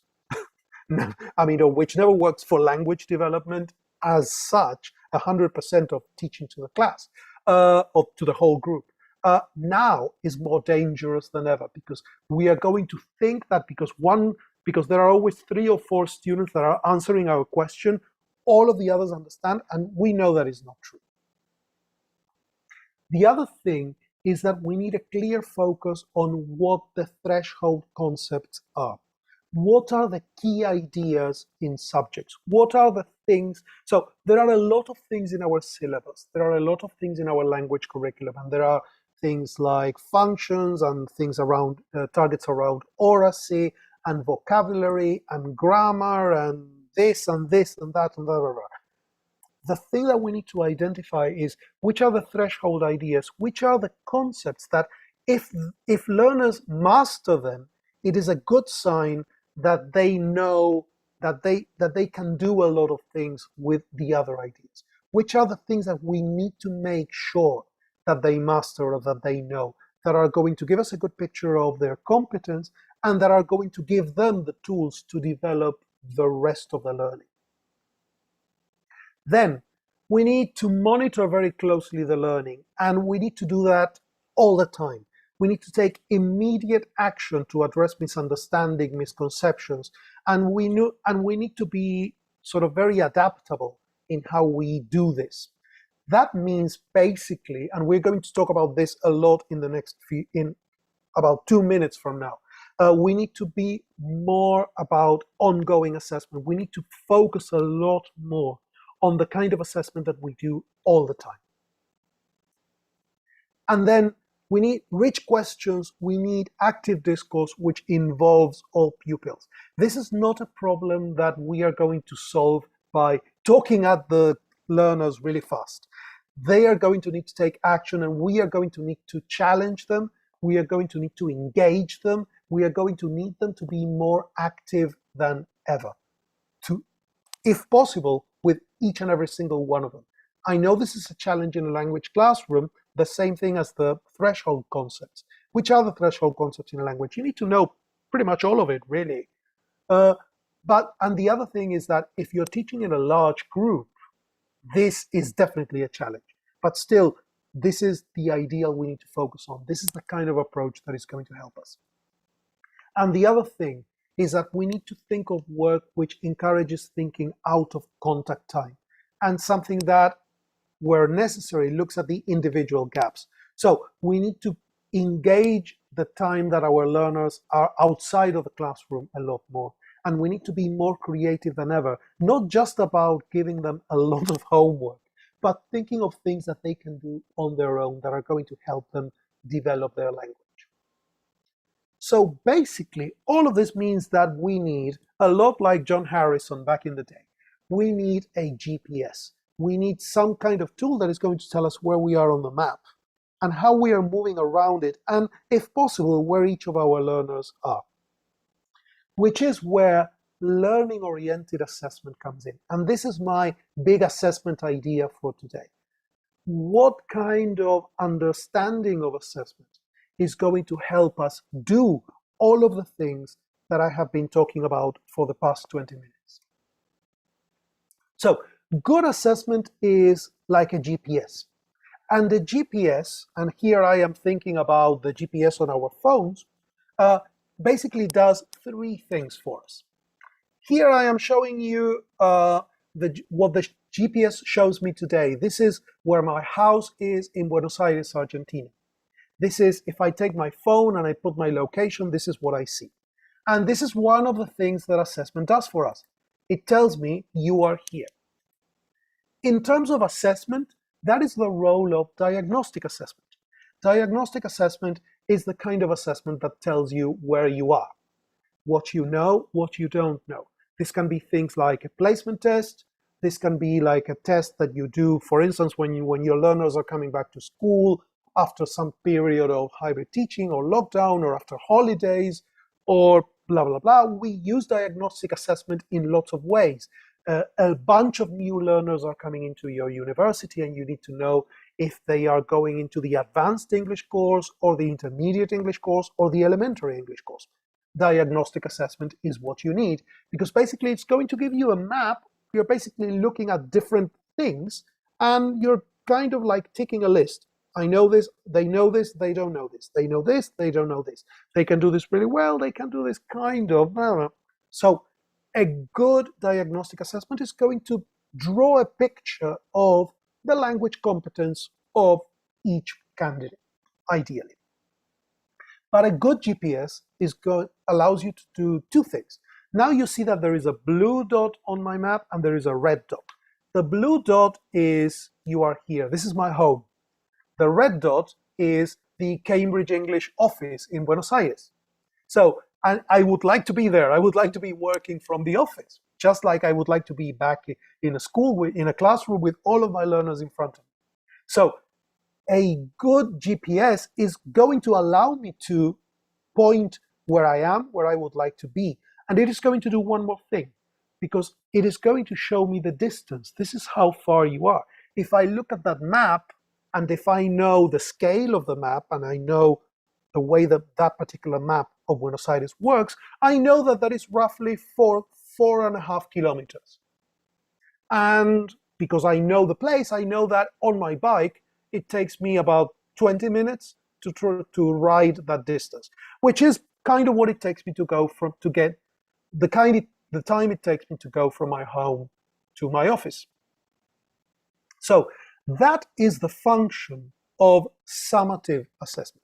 If we move back into what kind of assessment does that, summative assessment is the kind of assessment that tells me where I am in relation to my learning objectives. So summative assessment is the kind of assessment that you do at the end of units or at the end of the year, or like a Cambridge exam, the kind of exam that looks at the learning that you have done. We're going to talk more about this. But basically, summative assessment is not just about drawing a picture of what you know, what you don't know. Summative assessment is what you know in relation to what you should know. Because there is an expectation that at the end of this course, you will have reached this level. Okay, let's do an exam to see if you have reached this level, and if you are here or here. But there is one more thing that a good GPS will do for me. And you can see that on this particular image. So once again, you are here and you would like to be here, and this is how far you are. But on this map, you can see something else. You can see the blue line, let's say. This is how you get there, because my GPS is not just giving me where I am and where I would like to be, my destination. It is giving me a route. It is telling me how to go from where I am to where I would like to be. And it is actually giving me options. It's giving me two different routes. One of them is a little bit slower than the other. One of them has advantages because it goes by this place. But it is telling me how to go from one place to the other. What is that in assessment terms? In assessment terms, that is formative assessment or assessment for learning. Formative assessment, like summative assessment, tells me where I am in relation to my learning objectives and what I need to do to get there. It is gathering information about where my learners are, but with the notion of how can I reach my goal? What are the learning points where they have weaknesses and strengths? And how far are they from my goals? And what kind of activity is working for them? How are they doing right now? What can I do to help them move further? Ideally, a formative, ongoing assessment for learning strategy is going to give you that information, which is what we need, one of the things that we need right now. So, talking about the traditional distinction between summative and formative assessment, you can think of it in terms of these two pictures. You can see two pairs of people who are assessing, who are testing food, but they are doing it in very different ways. The chefs in the kitchen are doing something more like the traditional formative assessment, the one that I have been talking about.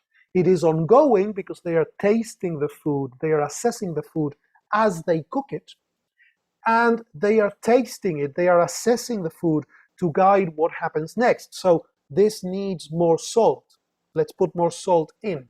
Or this is ready, or this needs to stay on the stove for another 5 minutes. This isn't ready yet. But basically the information that they are picking up is telling them what to do next. It is like in your classroom, if you take a very quick quiz at the end of a class, let's say that you have been working on simple past and present perfect, the difference between simple past and present perfect. And you give your learners a quick exercise to basically choose which is the correct tense in these particular sentences. And you can see from that quiz that they are still struggling to understand that sentences like I have done it yesterday are not great. Okay, that tells you what to do next, because that is telling you I need to revise this concept. I need to perhaps explain it again, perhaps give them more examples, perhaps reinforce this idea next class, perhaps give them more homework about it, or do something. Or on the contrary, you do your exercise and it shows you that, great, everybody has got it. Most of your learners are doing this exercise really well. They are able to spot when to use each tense. So what is your decision? What do you do next? Well, you basically move on, and for the learners who didn't do very well, you give them extra homework as a kind of individual thing. So it is a kind of, so formative assessment guides what is going to happen next, and it gives you a kind of purpose. Summative assessment You have these two people who are eating in the restaurant. So it happens at the end of a period of study. They are tasting the food, but the food is ready and the food is on their tables now. They are not going to send it back to the kitchen. You never send food back to the kitchen in a restaurant. Terrible idea. But the food is done. What they are doing is looking at what happened and what has been achieved and what hasn't been achieved. They are evaluating what happened before, when the learning has happened, when the food is finished. And what they are doing is a kind of judgment. They are saying, we have standards for this restaurant, and this food is good enough, or is really, really good, or is not good enough. But that's it. The food is finished. So formative and summative, these two ways of assessment, are not really you do one or you do the other. Or formative and summative are more like places which are more like in a spectrum. You can be a little bit more summative, you can be a little bit more formative, but it is not about things you do. A quiz that you do at the end of a class is always formative, and a Cambridge exam is always summative. It doesn't work like that. Let's be more subtle about this. Let's talk about what the real difference is. And this is where learning-oriented assessment or integrated learning and assessment comes in. Because formative and summative are basically two orientations of assessment that feed into each other and work together. The term assessment for learning comes from the work of the Assessment Research Group, which is basically the two biggest names associated with that are Paul Black and Dylan William. In the UK, they are the two most influential people in the Assessment Research Group. And they're a group of people that sort of studied how assessment for learning works in practice, and they produced a lot of work that is available for free on the internet, so look them up. Assessment in Schools Fit for Purpose is one good example. I'm going to reference another of their materials in about 2 slides from now. So if you're interested to learn more about it, looking up Paul Black, Dylan William, and the Assessment Research Group should be sort of your first place, the first place you go. And one thing that they wrote is that assessments can often be used for both formative and summative purposes, the same assessment.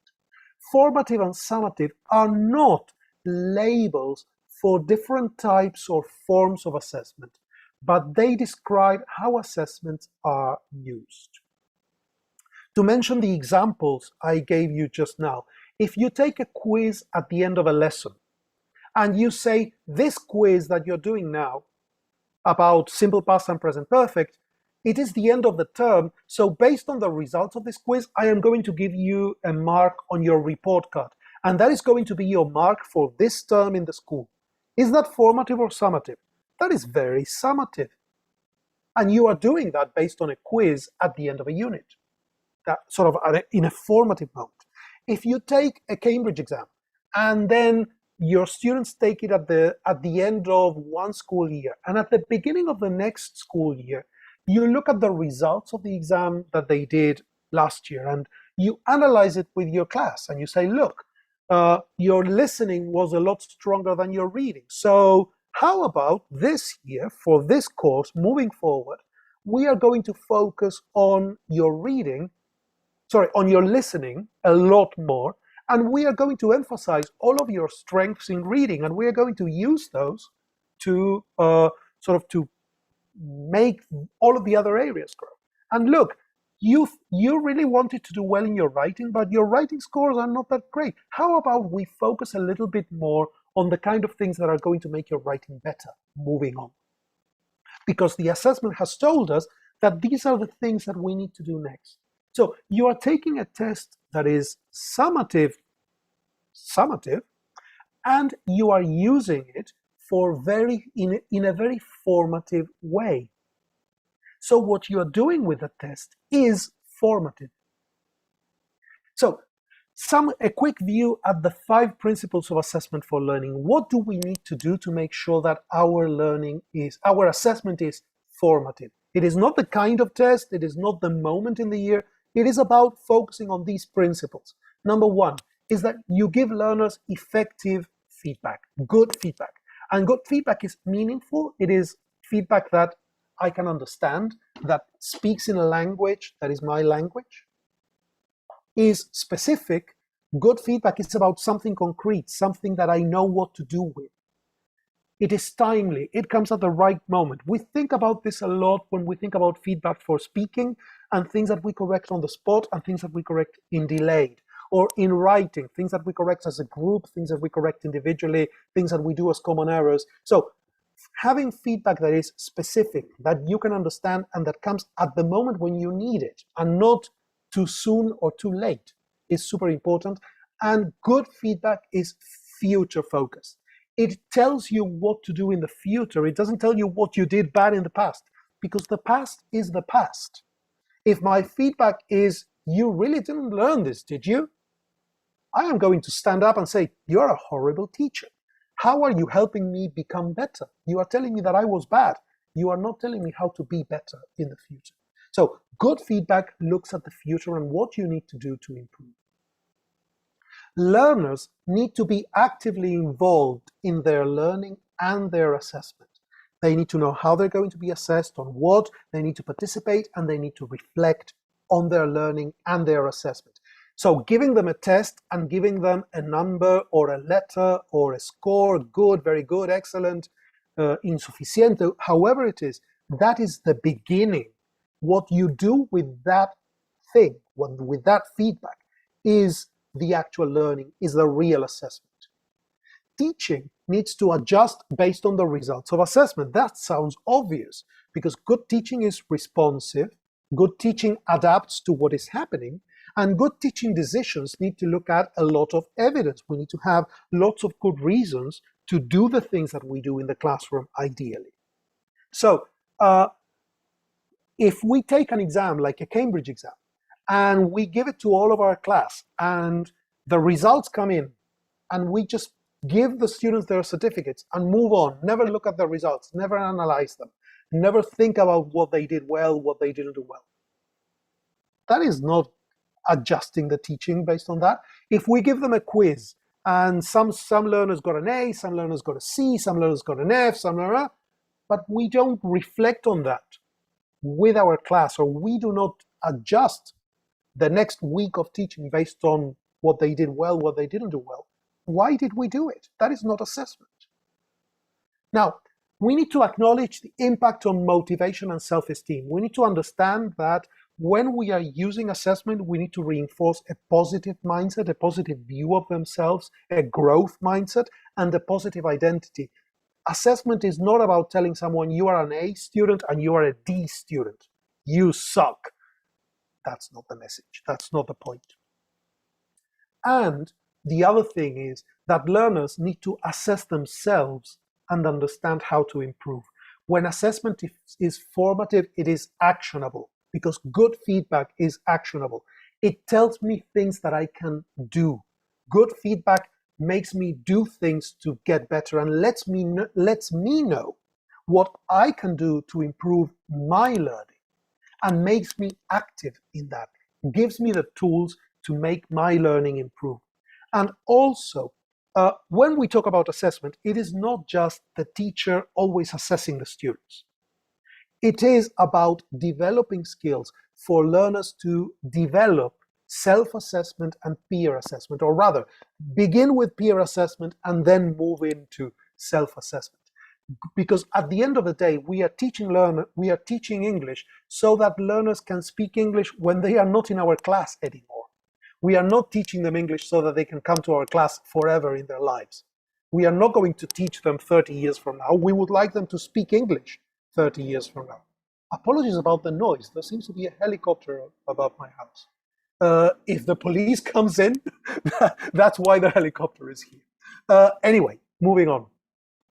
So I think by now you will understand that if I give you like this list of kind of assessment activities, from giving your students homework to quizzes to listening checks to making them record themselves speaking and give it to you, or retell a story in class, or doing a midterm test, which of these are formative, which of these are summative?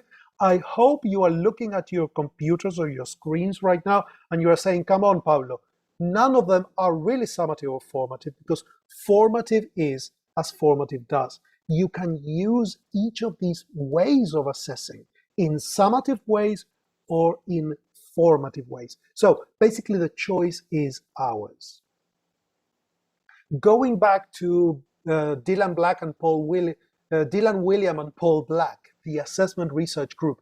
In 1998, they wrote this extremely influential pamphlet called Inside the Black Box. And you can look up the PDF for that. It is all over the place online. And they wrote that assessment becomes formative when the evidence, the information that the assessment is giving you, is actually used to adapt the teaching work to meet the needs of your learners. What makes something formative is not the kind of assessment or the kind of activity, but what you do with it and how you use it to adapt the teaching to meet the needs. If you think back about the things I was telling you about recovery learning and what we need in terms of recovery learning and in the particular context of 2021, 2022, you can see why we are talking about this particular subject. You can see why I have been going on and on about this, because this is the mindset, this is the kind of activity that we need to do. And to do that as teachers, we need to assess. Now more than ever, assess all the time in every class, in every minute of every class. We need to gather information about what our students know or don't know. And we need to do it formatively, we need to do it summatively. So it is all about the choices. If you think of teacher-led classroom assessment, very formative, and standardized summative assessment, like a Cambridge exam, very summative. Each of these is going to give us it's going to have its weaknesses, it's going to have its strong points. So teacher-led classroom assessment problems, validity can be a challenge, reliability and bias, it can be biased depending on the teacher that prepares it. It doesn't have recognition, it gives us more work. We need to know, we need assessment literacy, we need to understand, to know things about assessment. And it takes a lot of work to do good assessment tools. On the plus side, they align really well with our objectives, with the things we do in the classroom because we are designing it. There is less test anxiety because actually there is no test anxiety, this is what we do in class. And there is less exam preparation because it comes in at the right moment. So lots of good things about it. On the at the other end, standardized summative assessment, like a Cambridge exam. It can be distant from your context. That is a criticism that we often hear, and it is true. It is not you, the teacher, doing it. It is us in Cambridge preparing the exam. Preparation is going to take time, and it's going to have an impact in the things that you do, washback. And the results are only going to be meaningful if you interpret them. We tell you this is a grade B, and it's 170 something on the Cambridge English scale. What does that mean? Does it mean that you pass? Is this what we expected? You need to interpret those results to make them meaningful. Otherwise, it is a letter, it's a number. On the plus side, very reliable, very comparable, super recognized, more than 25,000 institutions around the world, over 13,000 universities around the world recognize our exams. And there is a clear definition of the levels of achievement, the Common European Framework. It gives you a very clear description of what we mean when we say you have passed a B2 exam or a B1 exam. So can you really choose one or the other? Can you say, I need this and not the other? It is about balance. It is about the yin and the yang of things. The thing is finding that sweet spot. So if we think, and I'm wrapping up, coming towards the end of the things I want to share with you today, we have assessment, learning, and teaching. We normally talk about these three things like three independent things, but actually a more helpful way of thinking about them is as three things which are balanced, three things which need to be in equilibrium, which need to be connected, and which need to relate to each other. We can think of it as kind of bits of a mechanism where we teach first, and then and then the learning happens after we teach, and then the assessment comes afterwards, maybe like you do one and then the other and then the other. But actually we know that teaching and learning don't really work like that they happen kind of at the same time. Sometimes they learn things before we teach them, or something, it is a much more interesting and complex relationship. And definitely assessment comes from that, because the kind of assessment that I have told you about is the kind of assessment that is part of the teaching, that is sort of part of the learning, that is a little bit more like this, like a cycle or things which are connected. And actually, I prefer to think about this in a bit of a wider view, thinking of assessment, teaching, and learning as being connected and aligned and working together in a context that is made up of many elements. So COVID is an element, families are an element, curriculum is an element, the school is an element, the social media is an element, the reality of our learners is an element. There are many, many elements in the context, in the ecosystem of our teaching and learning. And assessment, teaching, and learning sort of blend in with all of those and work together in that context. And that happens in a dynamic balance, in a balance that is always interconnected, always affecting each other. So there isn't a good way to teach and a bad way to teach. There isn't a good way to assess and a bad way to assess. Well, Cambridge is the good way, but anyway. No, what I mean is there isn't a right answer or a wrong answer. There is an appropriate answer. There is the answer that you need. And the good assessment, the assessment that is fit for your purpose, is the assessment that is going to give you the information you need. It is an ecosystem of learning. So coming back to the 4 questions I had at the beginning, when we think of assessment tools and strategies, we need to think of, again, 4 questions. And then these questions are going to help us decide what is the assessment strategy that is best going to fit our need.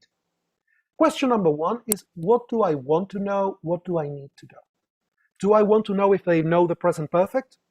Do I need to know if they understood or if they have acquired if they have absorbed somehow the vocabulary that I've been teaching? Or do I want to know if they have learned all of the content in year 5? Or if they have reached level B1? Each of these things are going to need different approaches. What is the best way to find out that thing that I need to know? Sometimes the best way to find out something really quick is, do you understand? If you understand, raise your hands. If you have questions, ask me. Formative assessment strategies, assessment for learning strategies, can be as simple as raise your hands if you have a question. Do you understand? Yes or no? That is a very effective formative assessment strategy. As simple as that. But that is not going to give you a lot of information about, are you a B1 speaker of English? Because that is a much bigger proposition. How is this going to feed back into learning? Whenever you think of things that you're going to assess, things that you're going to explore about your students' learning, you need to think about how you are going to use the information to move forward. Otherwise, you are just gathering data, you are collecting information, but you are not doing assessment, because assessment is about advancing learning. And then the other question is, how confident do you need to be? If this is just going to be something that you use to decide if you are ready to move on to the next topic, or if you need to stay a little bit more on this particular unit, then something very quick is good enough. If you are going to decide if someone is going to graduate or not, or be admitted into university or not, or if they are ready to move on to the next whatever in their learning, and that is a big question, then you need to be very confident. And that requires a completely different mechanism. So what can assessment do for you today? My last message is, diagnostic assessment can set your GPS. In today's class, you need to do more diagnostic assessment than ever to identify those individual points of strength and weakness in all of your students. Formative assessment can tell you how you are going. We need to do formative assessment all the time to know what things we need to reinforce, how we can adapt better to the needs of our learners. And finally, summative assessment can tell you and your learners where you are on the map. When you have reached that final period, the end of the year, the end of the unit, the end of the stage, you need to acknowledge that now more than ever with a summative test. basically, good assessment can take your recovery learning from this being in the maze, to this, being reaching your goals, being successful, and celebrating that success. And those are the things I wanted to share with you today. So I haven't been paying a lot of attention to the chat box. So Andrea, can you tell me if there is anything that I've missed out? Thank you so much, dear Pablo. There was a very interesting participation, the one that you just had, and assessing is always necessary. It is a very important part in our teaching and learning process, right? I'm going to please ask you for one or two simple questions. One of my colleagues just said, and one of them says, what is the difference between formal assessment and informal assessment? Okay, so it depends on your context. One way of, I think, in terms of what I've been saying, sometimes we tend to associate formative assessment or ongoing assessment with the informal thing. As you were saying, Andrea, we need to assess more than ever. And perhaps I am going to steal this from actually something that Dylan Williams said in a conference. And they said, so sometimes people ask me, how often should teachers assess? And actually, if you look at a teacher in a classroom, a teacher is assessing all the time. We are always assessing in some way. When you look at your classroom and you look at the faces of your students, we do it all the time when we are in a real classroom. You look at your learners, and if they're looking like, then that is giving you information. Oh, I need to explain this a little bit more. You didn't even ask a question, you didn't hear them speak, but you were picking up information about their learning, evidence about their learning. That is the definition of assessment. So those kinds of things like quizzes, activities that you do in class, their faces, things like charts or forms or feedback that they give you. They meet you in the corridors and they say, I didn't understand much about this, teacher. That kind of thing is kind of informal. Formal assessment is where you say, okay, we're going to stop and today this is a test. And there is a place for both. The thing that I really hate, this is like the thing that I hate most in life, well, not in life, but in teaching, is when people think of formal, informal as one is good, the other is bad. Or formative assessment as the good thing that teachers do, and summative assessment as the external horrible things that the bad people in the power that exists in the universe and that wants to destroy us is doing to our learners, poor learners. And actually, there needs to be a balance between the two. You need informal assessment because that is the definition of teaching, of responsive teaching, knowing what is going on with your students. And you need formal assessment, like moments in which you stop and say, this is a test, people. You need to study, you need to revise, you need to do these activities, and then I am going to give you formal feedback on these particular activities that you did. So that is basically the difference. Thank you, dear Pablo, I'm sorry, right? I have just one comment from a person in YouTube, and I would like you to tell me your opinion, and then we finish. We can have an end of term exam summative assessment and turning formative because of the errors and low scores for an intensive feedback session and then real summative assessment. So what the comment is that you cannot use summative assessment in a formative way. I disagree. I very strongly disagree with that. The first thing is we need to understand the tools that we are using always, whether they are formative or summative tools. If you understand the summative tool, then you can use it formatively. And that acknowledges the fact that assessment is not an exact science. No kind of assessment is an exact science. I cannot measure somebody's English the way, because I cannot really, or anybody's learning of anything, because I cannot like put a finger inside their brains and feel it the way I know the temperature of water when I am cooking. So, but we need to understand the information that assessment is giving us and how we can use it, because if not, that means that we cannot really teach. If you're saying that we cannot get evidence about the learning of our students somehow and how to balance that evidence, then no. Actually, the most powerful thing that you can do with a summative test if you're a teacher is find ways to use it formatively, because if you don't, then that is going to be a number or a letter that is going to define you and your future. And it's the only thing that this is going to be, and it is not going to have any value.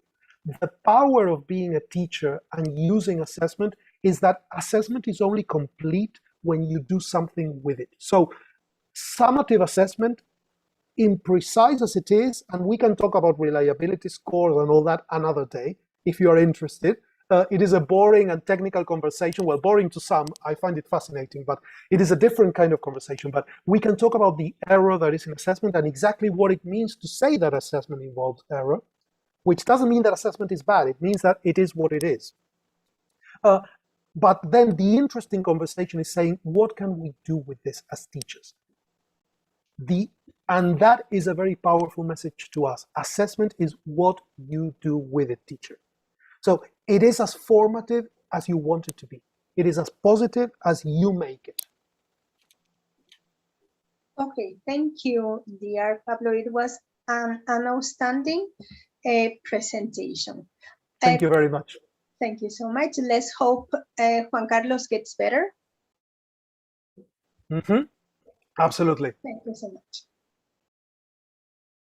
Okay, I would like you to please make sure that you are working on your links for the activities that have been uploaded.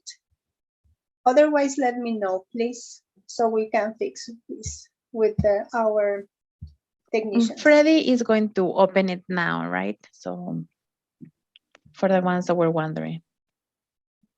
No, thank you, Evelyn. Let me share the screen, please.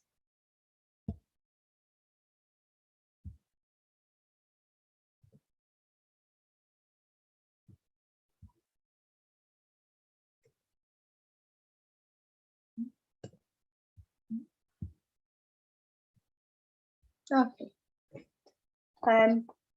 To continue with our presentations, we have three of our colleagues from the Instituto Académico de Idiomas, Universidad Central, and Escuela Politécnica Nacional, Universidad de las Fuerzas Armadas, ESPE, Andrés Baldassari, Santiago Sanguña, and Evelyn Almeida. They are researchers, and they are also teachers. I am going to introduce the topic that they are going to present. Teachers' practices in language online courses in higher education during the COVID-19 health emergency. Thank you. Can I share my screen? Yes.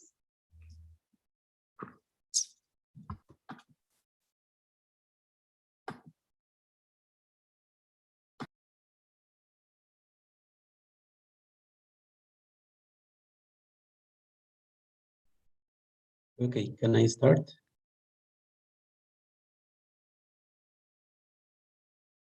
Yes, okay. Thank you, Andrea, and good afternoon, everybody. Thank you for being here. Okay, as Andrea introduced us, today I'm gonna share with you a research that I work with some colleagues called Teachers' Practices in Language Online Courses in Higher Education during the COVID-19 health emergency. This work we made with my colleagues in which we identify some problems that students and teachers had when we faced the problem with virtual education.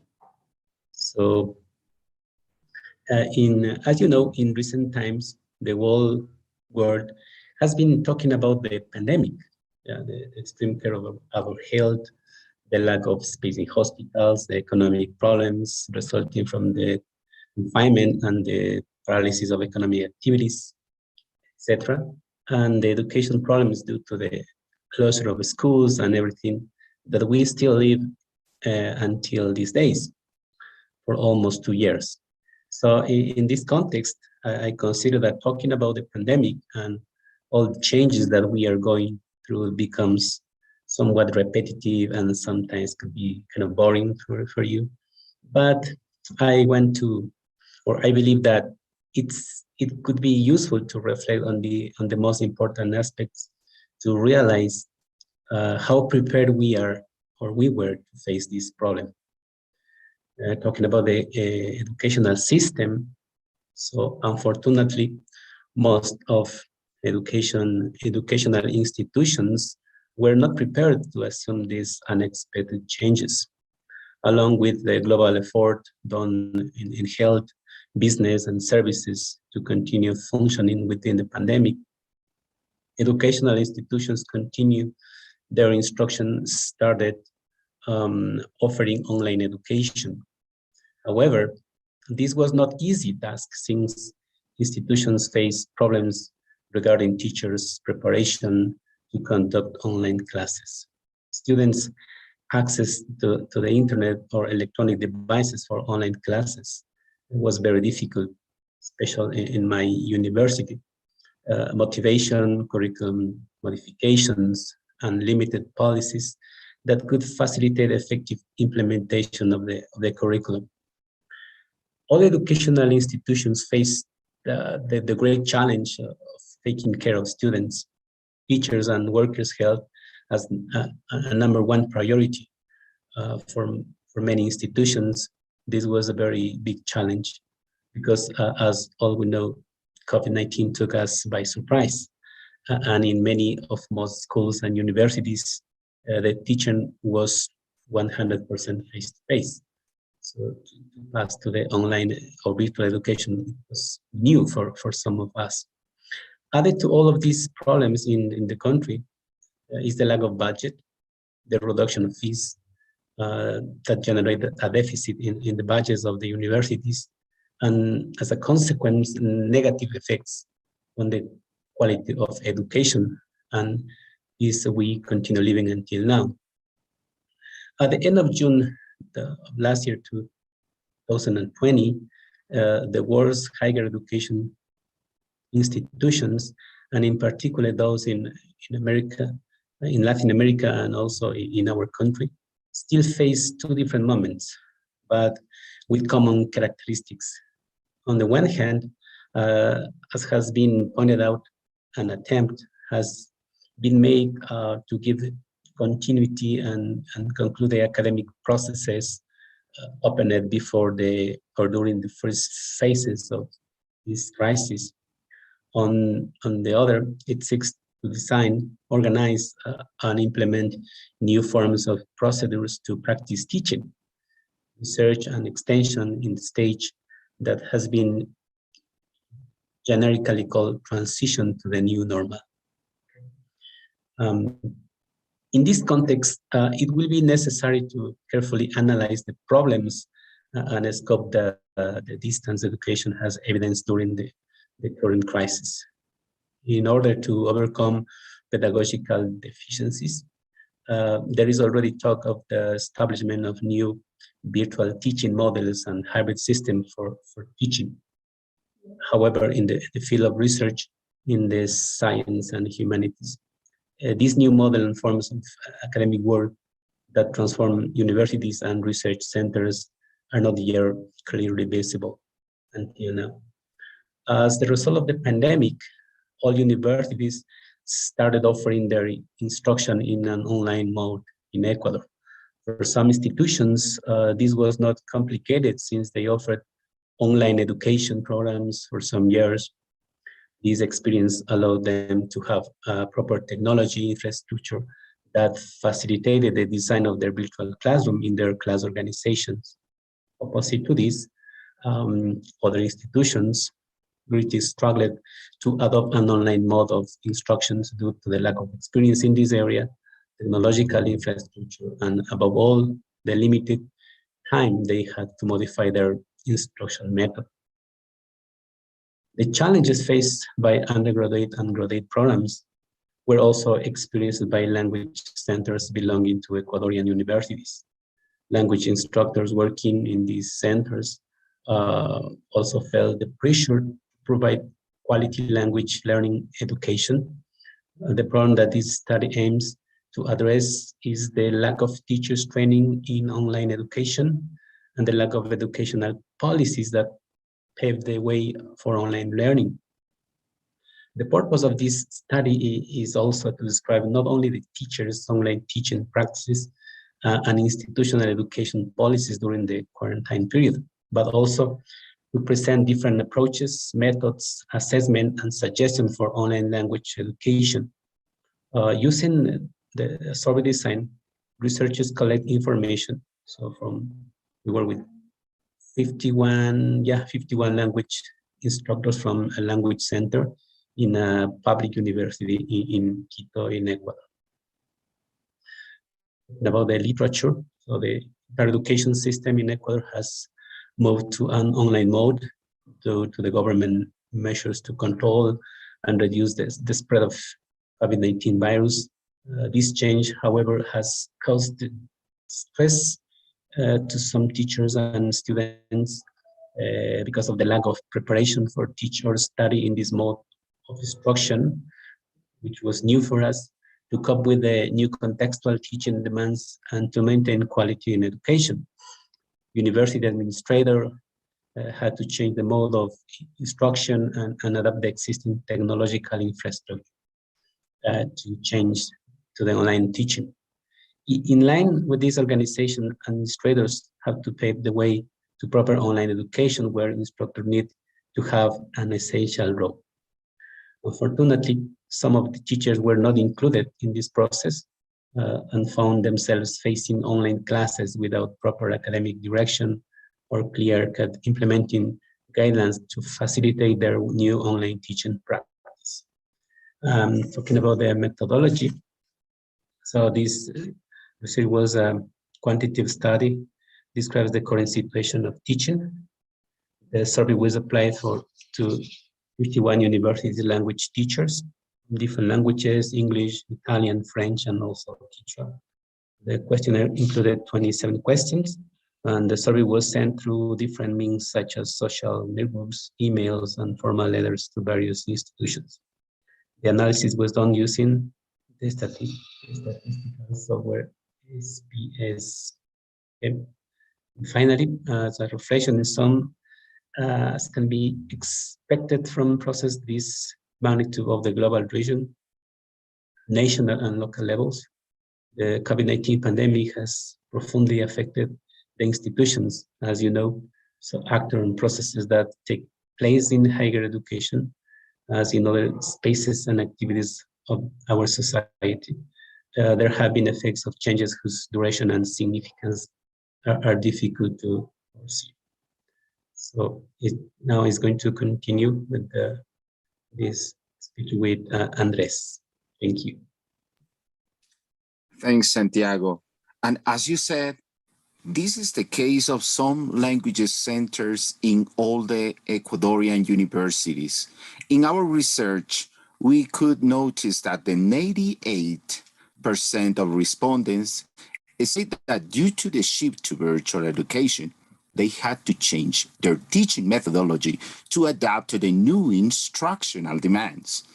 In contrast, that remaining 2% stated that they did not change. It can be inferred that the latter did not change their methodology because they did not have enough knowledge or ability to deliver online classes. This percentage coincides with 2% of respondents who believe that internet is not necessary for online teaching, as presented later in one of my tables. However, it is essential to do more research to establish if there is a correlation among instructors' knowledge of online language education and how they exercise their agency when teaching foreign languages.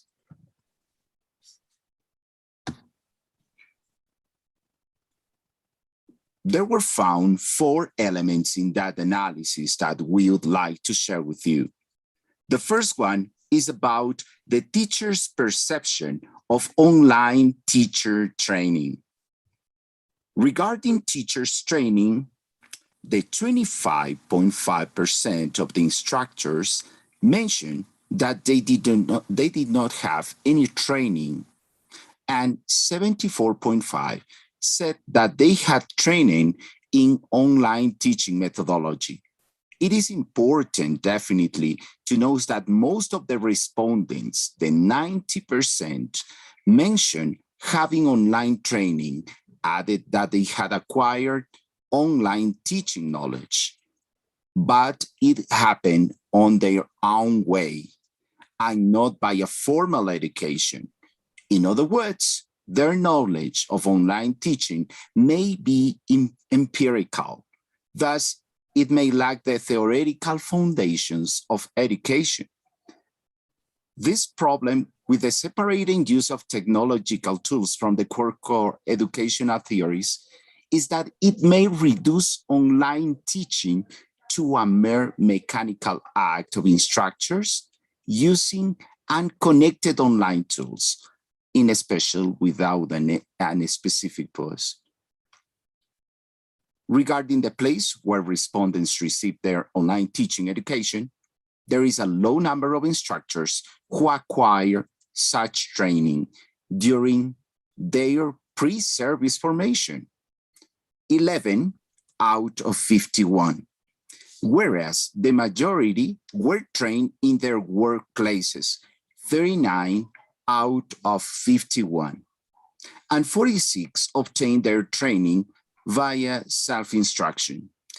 This situation shows the need for universities to do an extensive pre-service curriculum analysis and with such subsequent modifications to form teachers who can respond to different educational settings, as you can see here in our graph.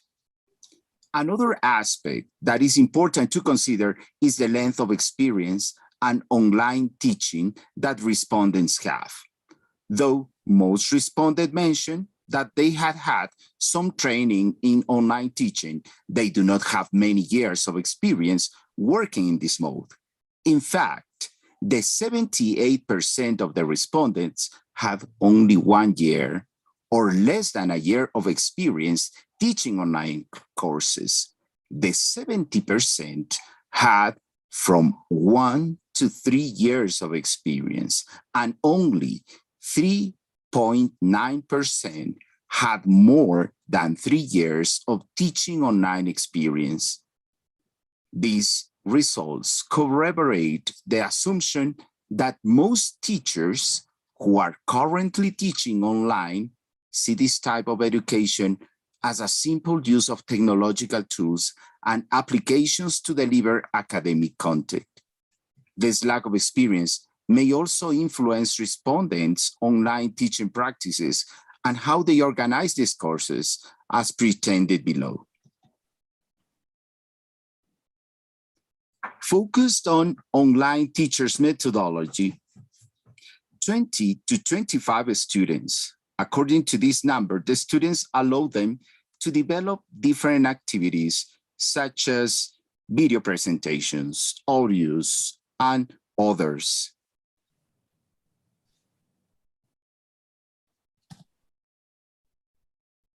Regarding language content delivery, respondents show a high preference of synchronous instruction, 88%. Using a different online tools such as Zoom, Google Meet, Teams. Only 2% of teachers use asynchronous learning, including pre-recorded classes, and the 26% of them use both. In addition, I would like to share with you that most respondents also added that they complement their synchronous instruction with educational platforms, the 84%. The high percent of synchronous classes, which means that all students need to be connected online at the same time. threatens another core principle of online education, which is flexibility. Based on the data, it seems most instructors maintain the same structure of their face-to-face instruction, with the only difference that now it is delivered in a virtual environment. The situation shows the importance of all the creation of institutional policies that help them navigate in different teaching circumstances and context. In relation to the instructors, technological tools in their online classes, respondents showed a high preference for video conferencing learning platforms and video made by other people, such as YouTube. In a lower percentage, they also use collaborative documents such as Google Docs, and in a reduced portion, teachers made their own videos to help students in their language learning. As the graph shows us. Now, let's get on with Evelyn. Thank you, Andres and Santiago. Something that it is important to clarify is that this research was done at the end of March 2020. So it means that maybe you think that this is a little bit, as Santiago said, redundant, and probably you know about this. Well, actually, it was at the beginning of the pandemic. So for us, it was something really interesting to show, and we're going to show you the link, I think, later on, where these articles has been published. So yeah, we will continue with teachers' perceptions of online education. At that moment, when we did the survey, 65.8% of the teachers believe that the students were ready to receive online classes. But 84.43% of them, they thought that they were prepared to receive these to teach these online classes. So what it means that most of us thought that we were prepared, but we perceived that our students were not prepared enough, right?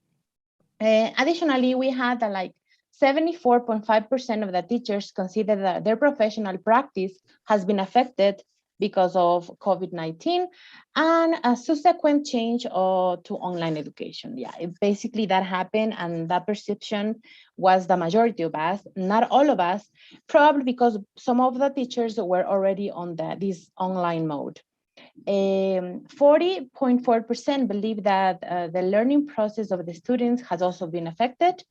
You may think, why not 100%? Probably because we had some students that were online at that moment. However, 92.2% of the teachers thought that the online mode was the best option in that moment under those particular circumstances. All right, so the majority of us agreed that we had to take these online courses, we had to teach these online courses. All right, thank you, Andres. Can we continue, please? All right, so resources for language teaching, and I cannot see this, sorry, and learning. Okay, so we had, remember, that this was teachers' perception. So what we thought we needed and what we thought the students needed.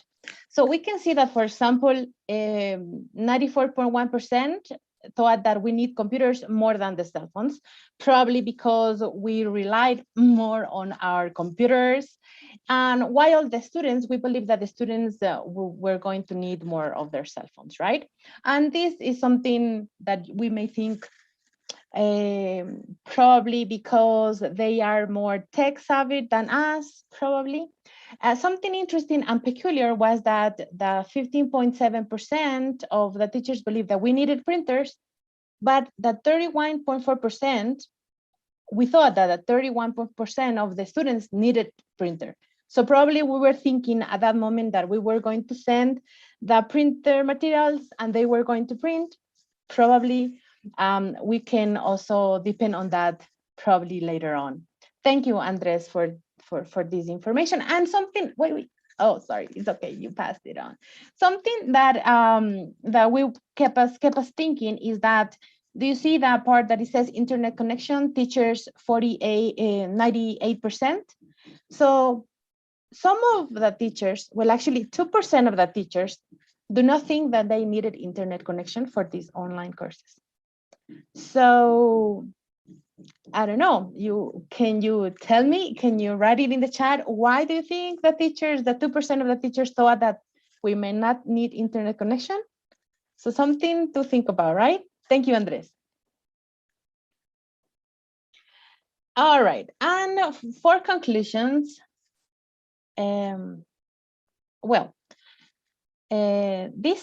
these sudden changes in teaching modality that all universities experienced due to the pandemic resulted in a general acceptance of online education. So we had to accept online education. I remember that on Friday we had classes, and next Monday we were thinking about giving these online classes, right? So we changed, but we had to change it, right?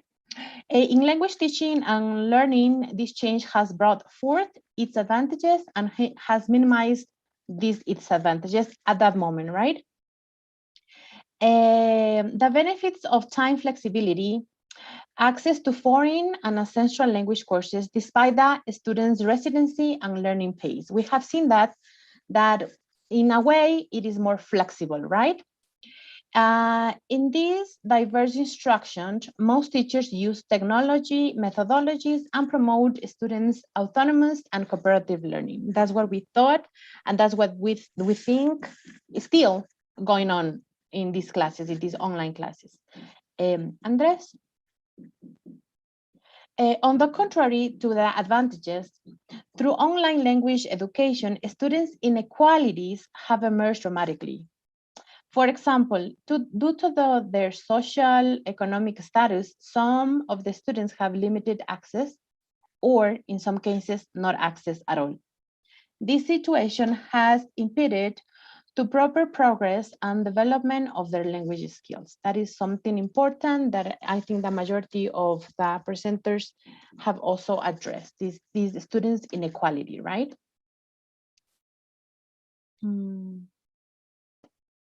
All right.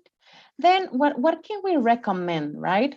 From a macro perspective, it is the government's responsibility and the institutions to create projects, the ones that we have already seen, for example, with Magdalena, with Diego, and some other, with Stalin as well. So these projects to aim to facilitate access to the internet and provide students with the necessary devices to virtually access and work on their online language classes. In a micro perspective, language centers, administrators, and instructors need to diversify instruction materials to move from a single use of these expensive textbooks and to more of these diverse use of free online resources. Now we have tons and tons of online resources. Some of them, they were put in practice yesterday with Fabian, for example, so we can use them, right? And then we have, in planning their classes, instructors need to consider that not all the students have computers and access to their language classes through their cell phones. And we have seen that in our universities as well, right? Thus, it is the teacher's responsibility to consider this aspect when developing their language classes.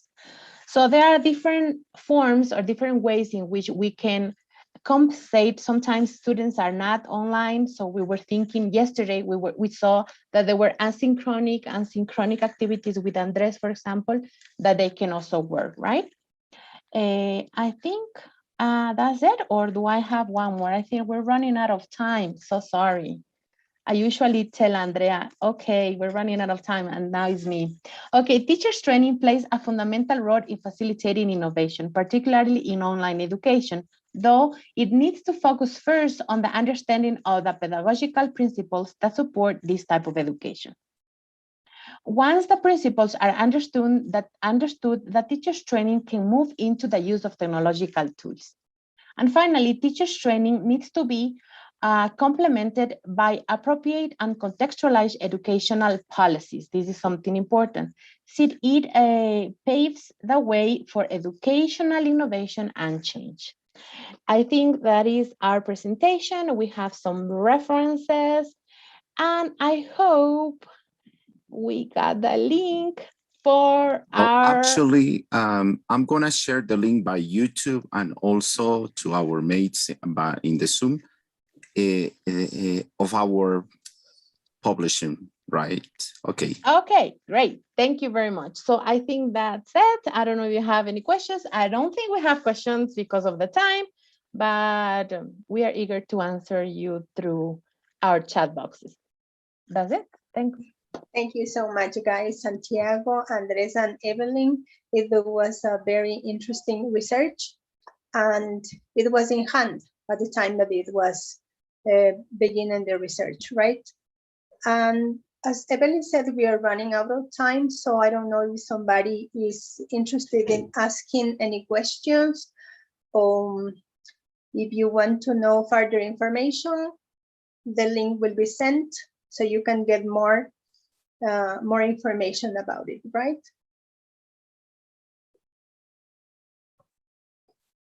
Okay, to begin the second day of our Congress, to finish our last day in the second day of our Congress, it is necessary to mention somebody who is very important here, and she's going to present us something very interesting. The topic, I think, that is going to be in Spanish, so let me share the screen with you.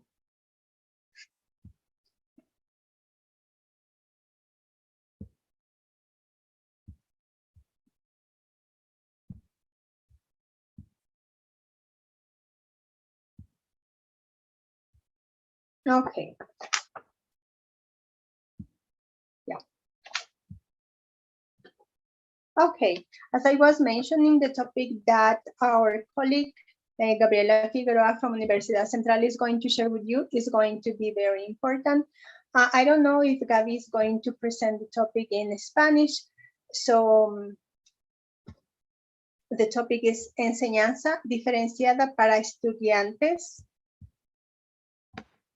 cultural y lingüísticamente diversos, creando material de apoyo en la búsqueda de rescatar idiomas y herencias ancestrales. Let me give you some information about Gabi. Gabriela graduated as an environmental engineer from the International Universidad del Ecuador, and she received her BA in English. She holds an MA in Curriculum and Instruction from Kansas University. She is currently teaching English as a foreign language at the Instituto Académico de Idiomas. So let's welcome Gabi.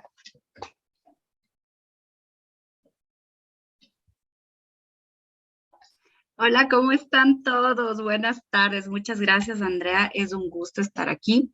Y sí, el tema va a ser presentado en español porque voy a hablar sobre una experiencia que tuve durante estos 2 años de pandemia, que fue apoyar en la creación de material de apoyo para enseñanza del idioma quichua. Entonces, vamos a hacerlo en español. Les voy a contar un poco la historia que viene detrás de esta experiencia que tuve. Hace más o menos unos 2 años y medio se puso en contacto conmigo un profesor de antropología que enseña quichua aquí en Ecuador y hace sus estudios aquí en Ecuador, y conjuntamente con otro profesor que dan clases en una institución pública, estaban tratando de generar material de apoyo para poder enfocar de mejor manera la enseñanza del quichua acorde a los objetivos que ellos tenían. Voy ahorita a compartir la pantalla. Y voy a empezar la presentación. Ok. Se llama enseñanza diferenciada para estudiantes cultural y lingüísticamente diversos porque esta escuela tiene una particularidad. Esta escuela abarca alrededor de 300 estudiantes y estos estudiantes provienen de familias migrantes del campo acá en la ciudad de Quito, donde en su mayoría los estudiantes son descendientes de la identidad quichua, ¿no? El libro se llama Runa Shimita Huyancapac, que significa para amar el quichua. Y yo no soy autora de este libro, existen dos autores, pero como el libro está en su último proceso de edición, Aviala nos ha pedido que omitamos por el momento el nombre de los autores y también la institución para la que está enfocado el libro. Pero mi papel dentro del desarrollo de este libro fue el apoyo y revisión metodológica. Lo que buscaban más que nada los profesores era que yo les ayude a traer la herencia cultural y lingüística de los estudiantes hacia el libro para poder ser enfocado de esta manera. Trabajé yo hace algunos años en la Amazonía, trabajé alrededor de 7 años con varias comunidades indígenas y previamente había tenido un poco de experiencia en esto y por eso fue justamente por lo que me buscaron. Me gustaría hablar un poco sobre los estudiantes para poder enfocarnos también en cuál fue el objetivo del libro. Como les estaba comentando, la mayoría viene de familias migrantes, casi un 100% de nacionalidad quichua. Padres y abuelos hablan y entienden el quichua. Sin embargo, los chicos ya en el colegio empezaron mayormente a comunicarse en español.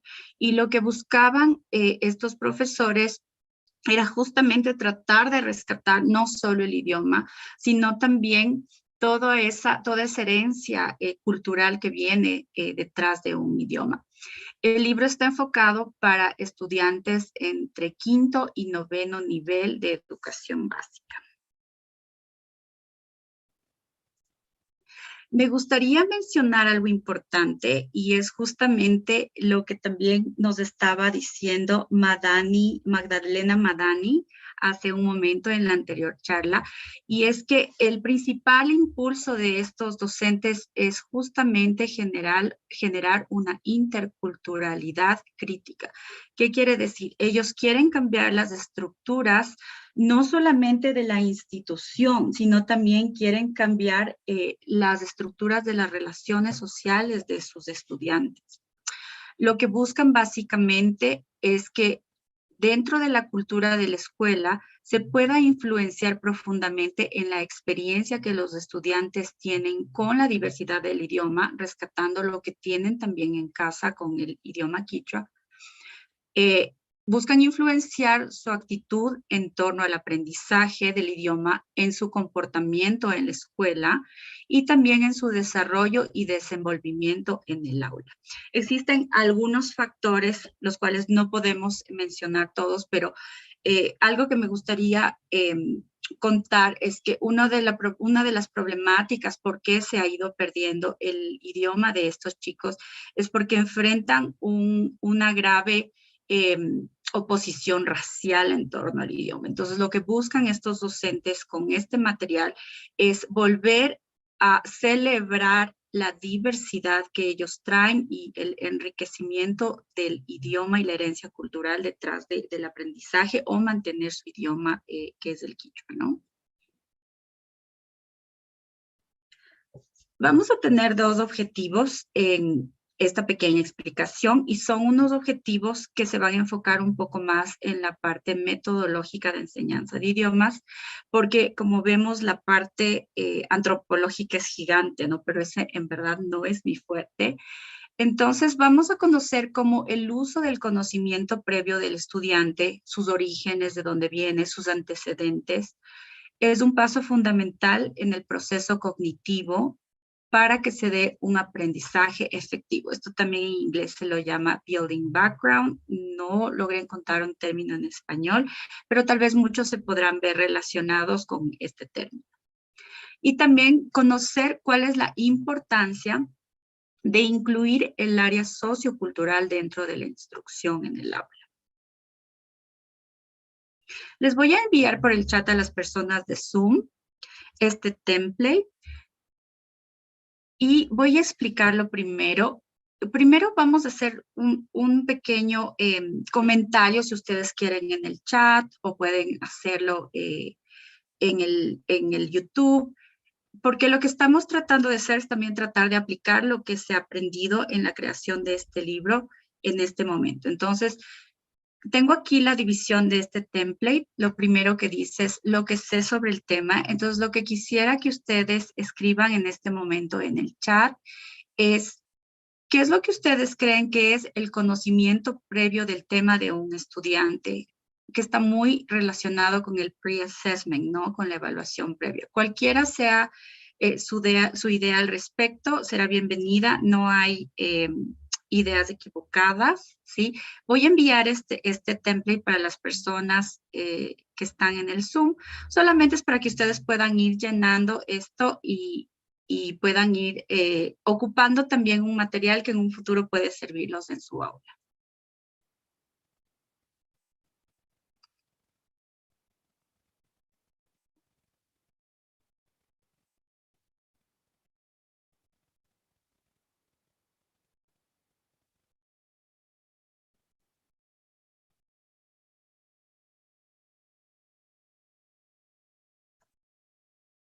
Ok, no sé si pudieron recibirlo, espero que sí. Ok, si no, bueno, vamos llenándolo así. Entonces, no sé si en el chat quieren compartir con nosotros qué es lo que ustedes creen que es el conocimiento previo de un tema antes de que el estudiante ingrese en el aula.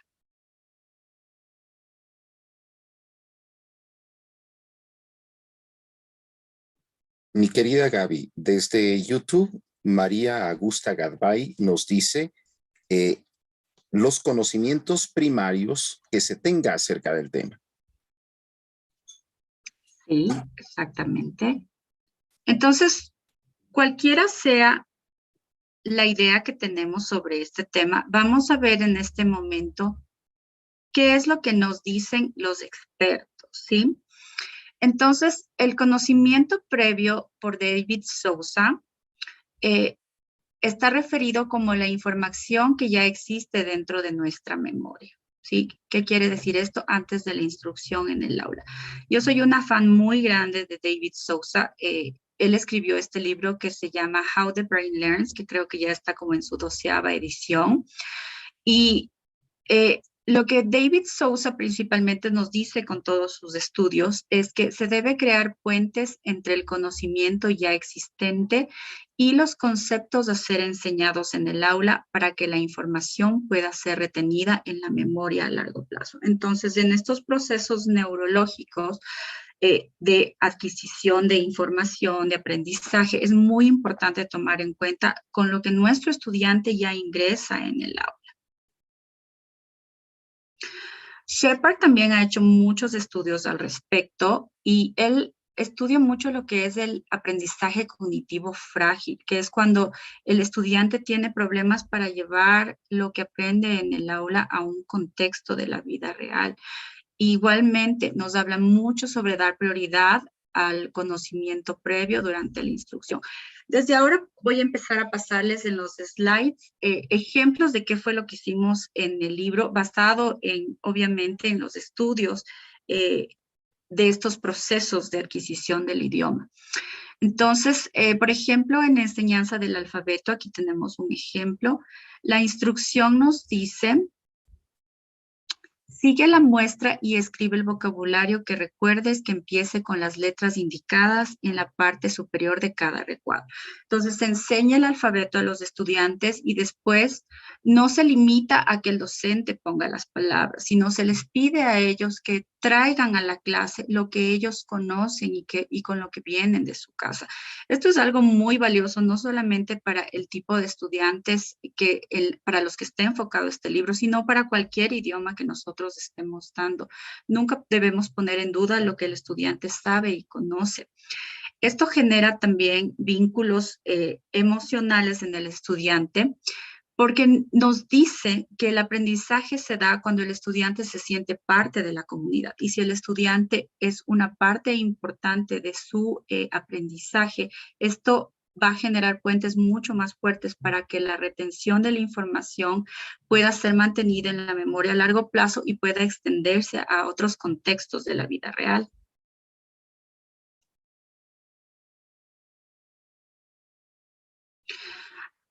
Hay muchísima información al respecto sobre lo que es la educación constructivista. Jiménez, Moore, Carol, Krashen, muchos hablan sobre la información constructivista, y una parte fundamental de la educación constructivista es que necesita enfocarse la educación primero en dar significado y después forma, ¿no? Primero tenemos que dar un significado al aprendizaje. Y, por ejemplo, aquí les puse un ejemplo. Aquí tenemos unas fotos con unos gráficos que hay en el libro. Y algo muy lindo del libro es que los profesores me pidieron que incluya dibujos de los mismos estudiantes para poder hacer el libro. Y, por ejemplo, si es que no sabemos quichua, yo no sé mucho quichua, hace poco, si es que yo veo la palabra ashku, ¿no es cierto? Y veo este gráfico, ¿qué es lo que puedo pensar que significa?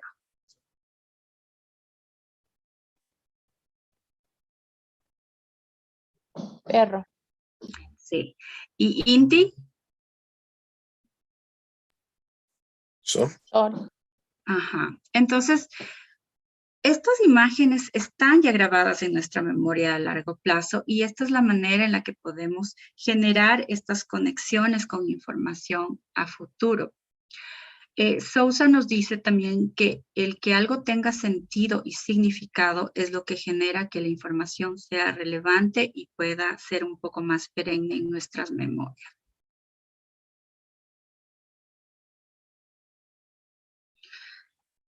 Aquí tenemos un ejemplo de cómo llevar algo desde el conocimiento previo hasta la información un poco más avanzada dentro de clase. Y, por ejemplo, aquí la primera hoja de esta lección nos habla sobre la palabra huipala. Y tal vez muchas personas no habíamos escuchado esta palabra antes, y no es necesario que sepamos lo que es. Lo único que necesitamos es escribir o dibujar algo que nos traiga a la memoria algo que conocemos con referencia a esta palabra. Entonces, después, este es el inicio, porque lo que estamos dibujando, lo que estamos escribiendo, es lo que nos va a dar este anclaje para que la otra información pueda ser retenida.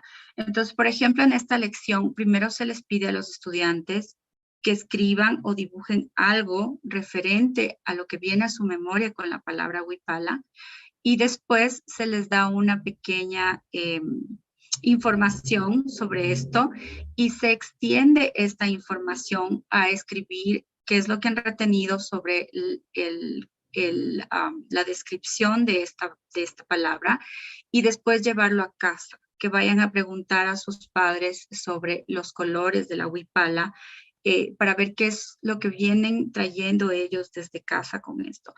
Entonces, como ustedes pueden ver, tanto el conocimiento previo del estudiante como la parte sociocultural del estudiante están íntimamente también ligados, porque ambos vienen de un bagaje cultural y una herencia cultural que son nuestro primer paso para hacer que nuestra enseñanza sea un poco más significativa.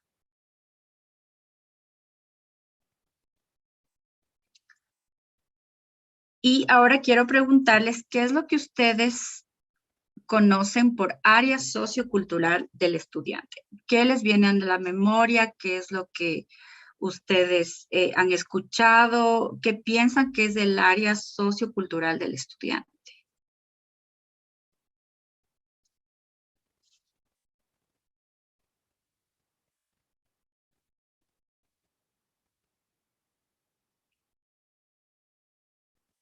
¿Alguien?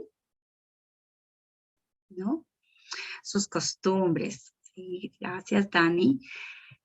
Entonces, vamos a ver ahora qué es lo que nos dicen sobre el área sociocultural del estudiante.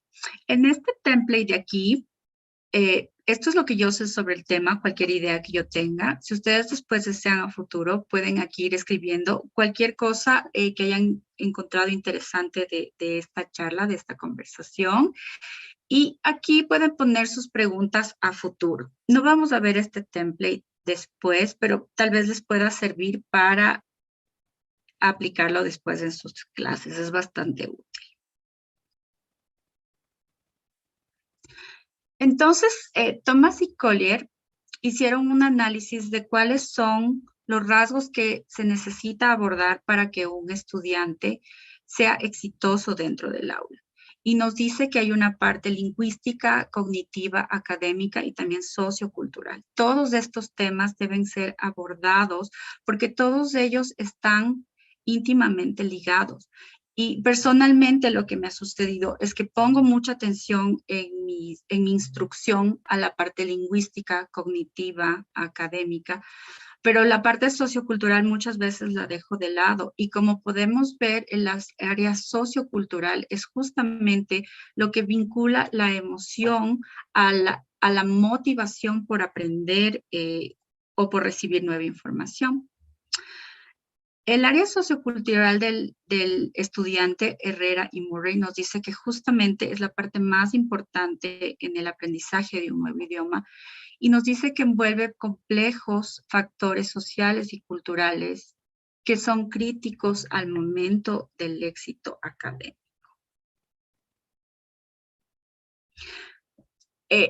Quiero ahorita enseñarles un poco sobre esta parte del libro. Vamos a tomar el ejemplo de Krashen, que nos habla sobre las hipótesis del filtro afectivo, donde nos dice que para el aprendizaje de un nuevo idioma existen variables afectivas y que la nueva información es bien recibida cuando un estudiante se siente autoconfiado, tiene motivación y un bajo nivel de ansiedad.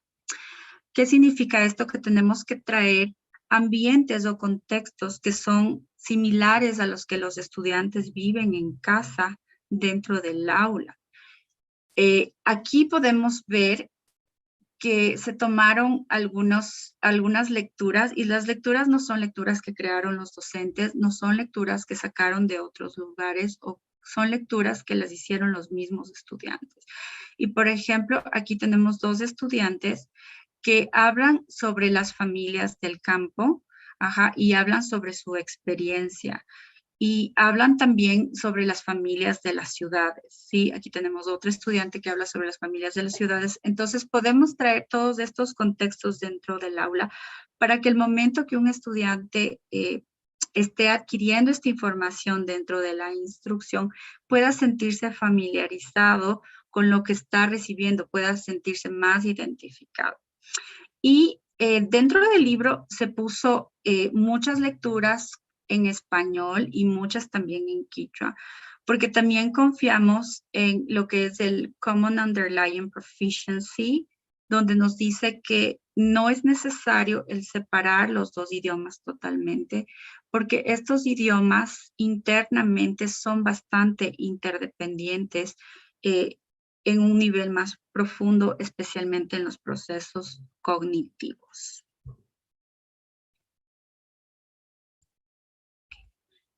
Y ahora les voy a dar solamente algunos ejemplos que tuvimos en el libro para poder traer la parte sociocultural y también la parte del conocimiento previo.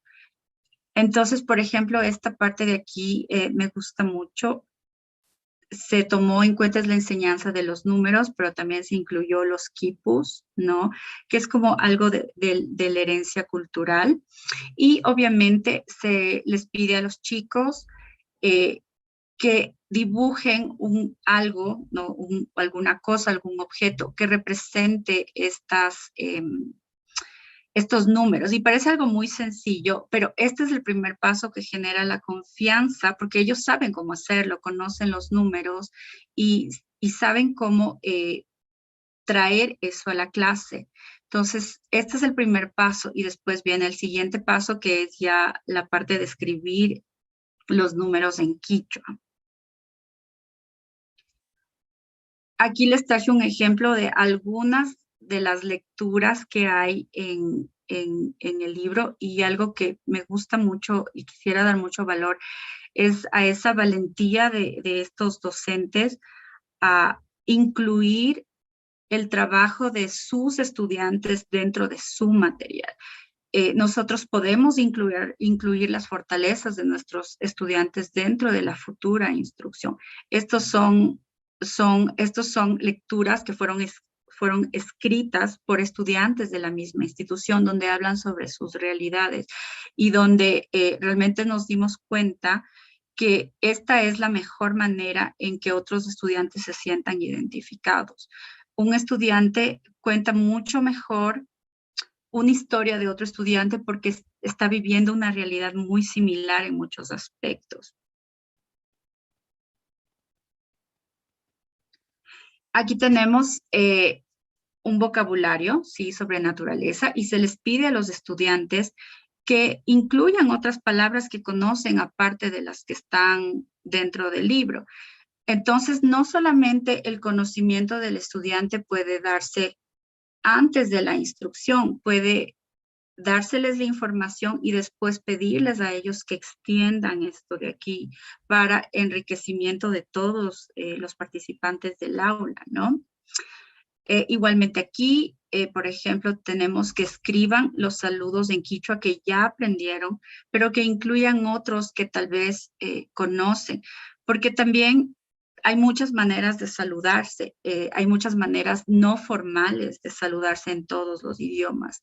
Y el quichua es muy especial también en este sentido porque existen maneras de saludarse dependiendo de dónde uno haya vivido o de dónde uno haya aprendido el quichua.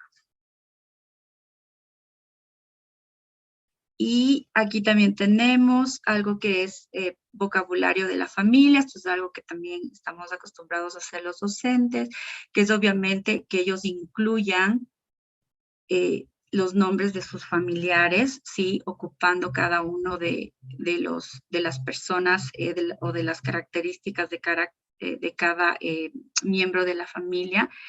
Y esta parte me gustó mucho, que dice, no te olvides que los abuelos son las raíces de la familia, como son de donde uno viene.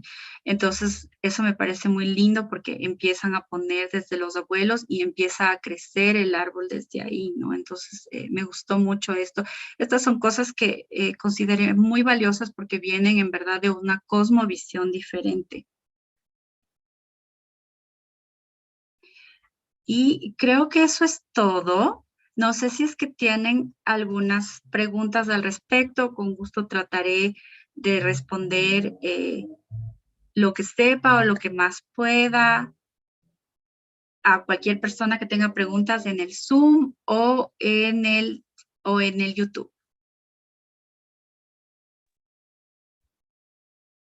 Gracias, Gaby. Esperemos un minutito mientras nuestros compañeros están intentando llenar la asistencia, que es el mismo link que se fue enviado, ya fue cambiada la hora.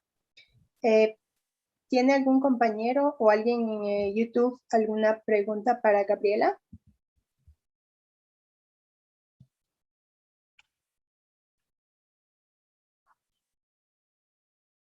De acuerdo a los estudios, mi querida Gaby, ¿qué tan importante o qué tan necesario en este caso en el quichua, a no ser mi expertise ese idioma, es llegar a la parte concreta que es escribirlo?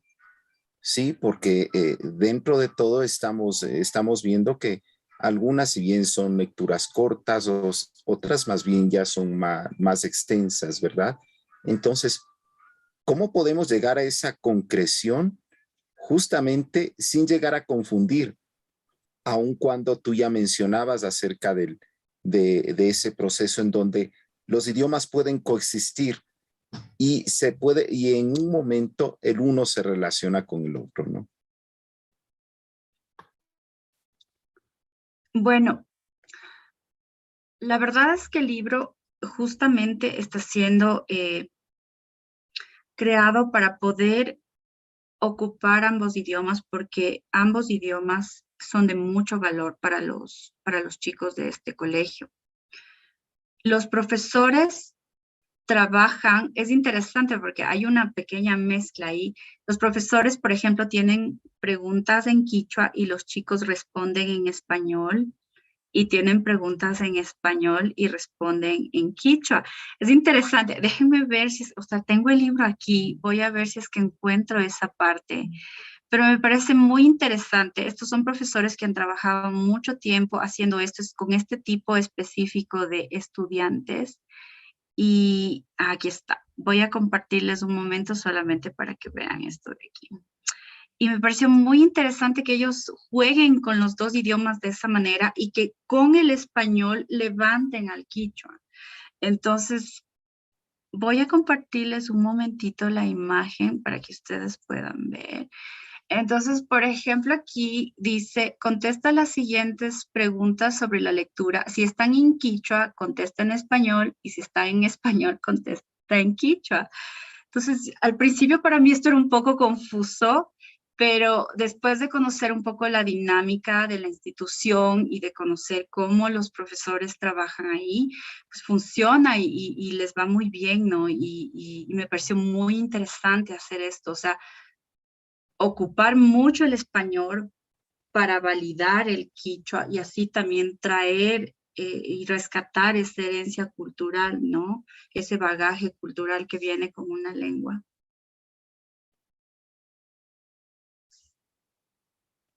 Muchas gracias, Gaby. Queremos agradecer por el aporte dado en tu ponencia. Para finalizar, Evelyn nos va a ayudar con un raffle. Entonces, all of us are ready. Muchas gracias a todos. Fue un gusto estar aquí. Muchas gracias, Gaby. Muchísimas gracias. Sí, así es. Aquí tenemos algunos de nuestros auspiciantes y queremos darles la palabra para que nos digan cuántos premios vamos a dar ahora a los participantes. Y para que Edison Santa Cruz no se enoje, hemos puesto los participantes de todas las jornadas, no solamente de la última. Edison. Ok, listo. Entonces, primeramente voy a dar la palabra a Conchita y a Yasna, que ya se encuentran aquí, para que nos digan qué obsequio nos van a ayudar el día de hoy. Y para Freddy, de una vez le digo que me ayude con sacando algunos nombres de la lista del sorteo. Gracias. Hola, buenas tardes. Es un gusto saludarles nuevamente. Esta tarde, a nombre de Librería Studium, tenemos este premio que es un súper diccionario para la rifa de ustedes. Muchísimas gracias, Yasna. Muchísimas gracias. Sí, muchísimas gracias, Conchita. Le voy a dar la palabra a Diego Llanes, que me ayude con su premio de bestseller, por favor. Muchísimas gracias. Muy buenas tardes con todos. De parte de bestseller, vamos a entregar un curso de idiomas por 3 meses para el idioma inglés y para el idioma francés. Sí. Ok, listo. Muchísimas gracias.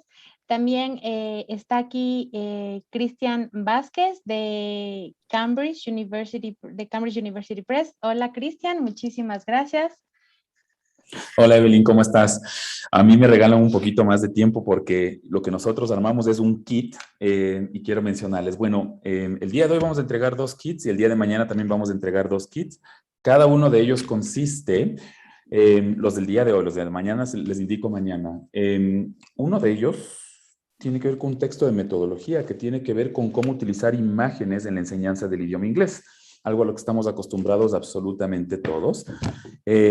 Aparte de eso, estamos entregando un curso en línea de metodología. El día de hoy vamos a entregar 2 cursos de TKT en línea, cada uno por 130 horas para los módulos 1, 2 y 3 de TKT. La duración de cada uno de los cursos puede ser de hasta 12 meses. Aparte de eso, estamos también entregando cositas chiquitas. Por ejemplo, aquí tenemos un cuadernillo de anotaciones que viene con su esferito. Está muy moderno. A nosotros nos gustó cómo nos quedó, junto con los el esferito. Por parte de nuestros colegas y hermanos que también son de la Universidad de Cambridge Assessment, ellos también nos han contribuido con otro cuadernillo de anotaciones. Toma todo. Y aparte de eso tenemos, también queremos hacerles conocer el nuevo marco de referencia para las competencias de vida, más o menos tiene 1 año y medio, 2 años, muy buena literatura, muy buenas sugerencias como para todo lo que ustedes pueden hacer en el aula de clase. Y también un poco de literatura, si es que están interesados en algunos de nuestros servicios. Ustedes saben que somos una organización sin fin de lucro, que lo que hacemos es promover la educación a nivel mundial. Y por supuesto, todo eso viene en un bolsito de estos, ¿no? 2 de esos kits van a ser entregados el día de hoy. Mañana ya les contaré de qué se trata los del día de mañana. Y aprovecho para invitarles a mi sesión del día de mañana a las 9:30, que está buenísima. Perfecto, muchísimas gracias. A mí me encantaría ganarme el tomatodo porque estar 8 horas acá, entonces creo que nos deshidratamos todos un poquito, ¿verdad? Entonces, que les agreguen a los organizadores también, ¿ah? Eco. Listo.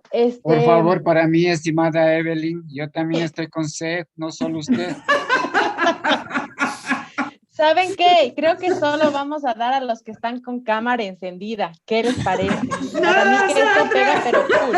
Sí, yo todos. Y tampoco no nos olvidemos de los participantes de YouTube, que ellos siempre están ahí, los que nos mandan mensajitos. Estoy respondiendo personalmente la mayoría de ellos. Bueno, Los youtubers, claro, sí, están ahí, están súper activos, pero a veces nos dicen que les ignoramos, pero es que es un poquito, se demora en responder nada más. Bueno, tenemos 4 premios del día de hoy, pero quiero también que Santiago nos va a ayudar, porque para el día de mañana, para the closure, el día de mañana tenemos unos premios desde el Instituto Académico de Idiomas, así que Santiago, por favor, ayuda.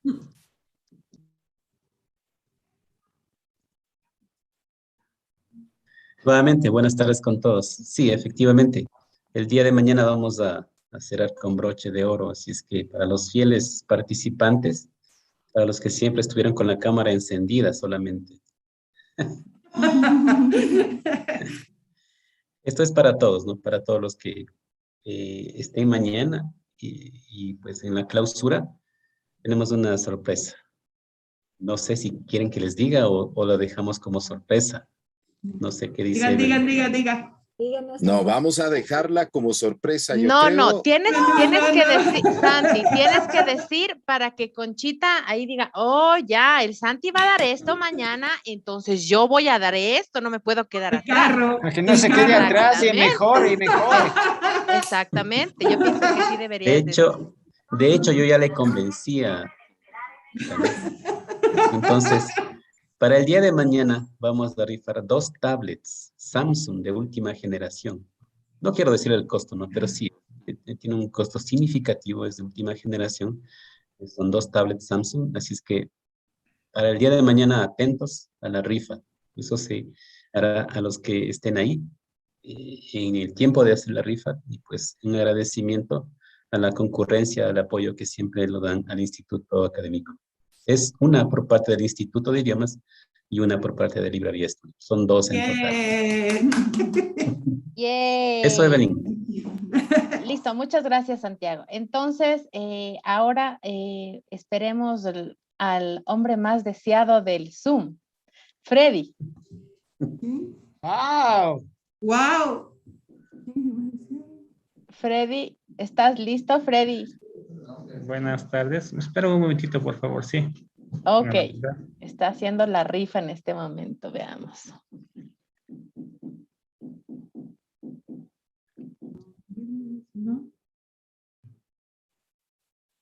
Vamos a decir el primer premio, el diccionario, el segundo premio, el curso y el tercer premio, el kit. Bueno, 2 kits serían, ¿no?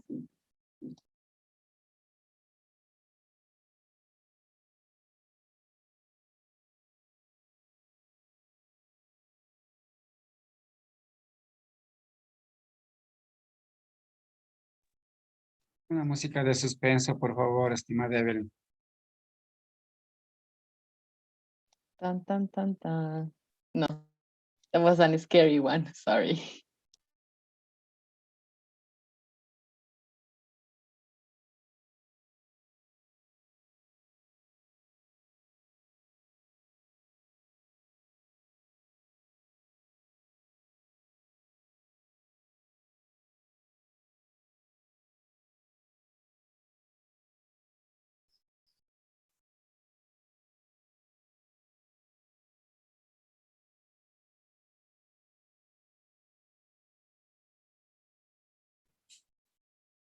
Y pues mientras se termina el sorteo, poniéndole un poco más de suspenso, siempre agradecer a los sponsors de este segundo Congreso Internacional de Metodología de Interculturalidad e invitarlos a nuestra última jornada el día de mañana, que promete mucho, que esperamos sea de su completo agrado y que absolutamente sea un encuentro importante para poder seguir avanzando en el mejoramiento académico y, cómo no, tomando el punto central, la interculturalidad, el valor del idioma por sobre las cuestiones académicas.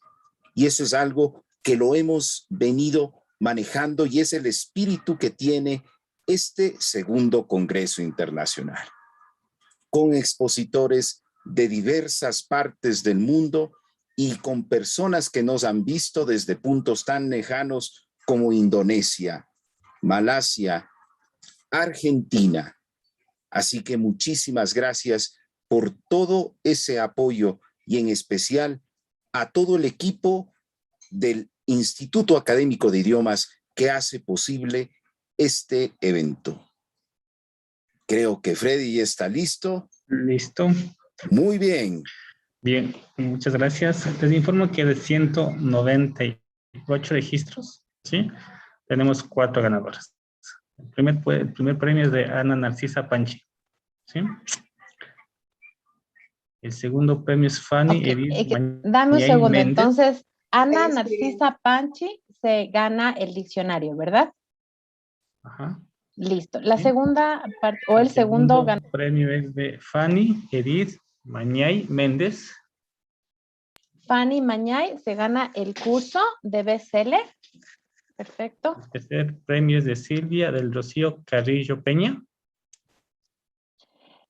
Silvia Peña, un curso de Silvia del Rocío Carrillo Peña. Carrillo, ok, Carrillo, perfecto. Un kit de Cambridge y el último kit, por favor. Steven Jair Fuel Álvarez. Steven Jair.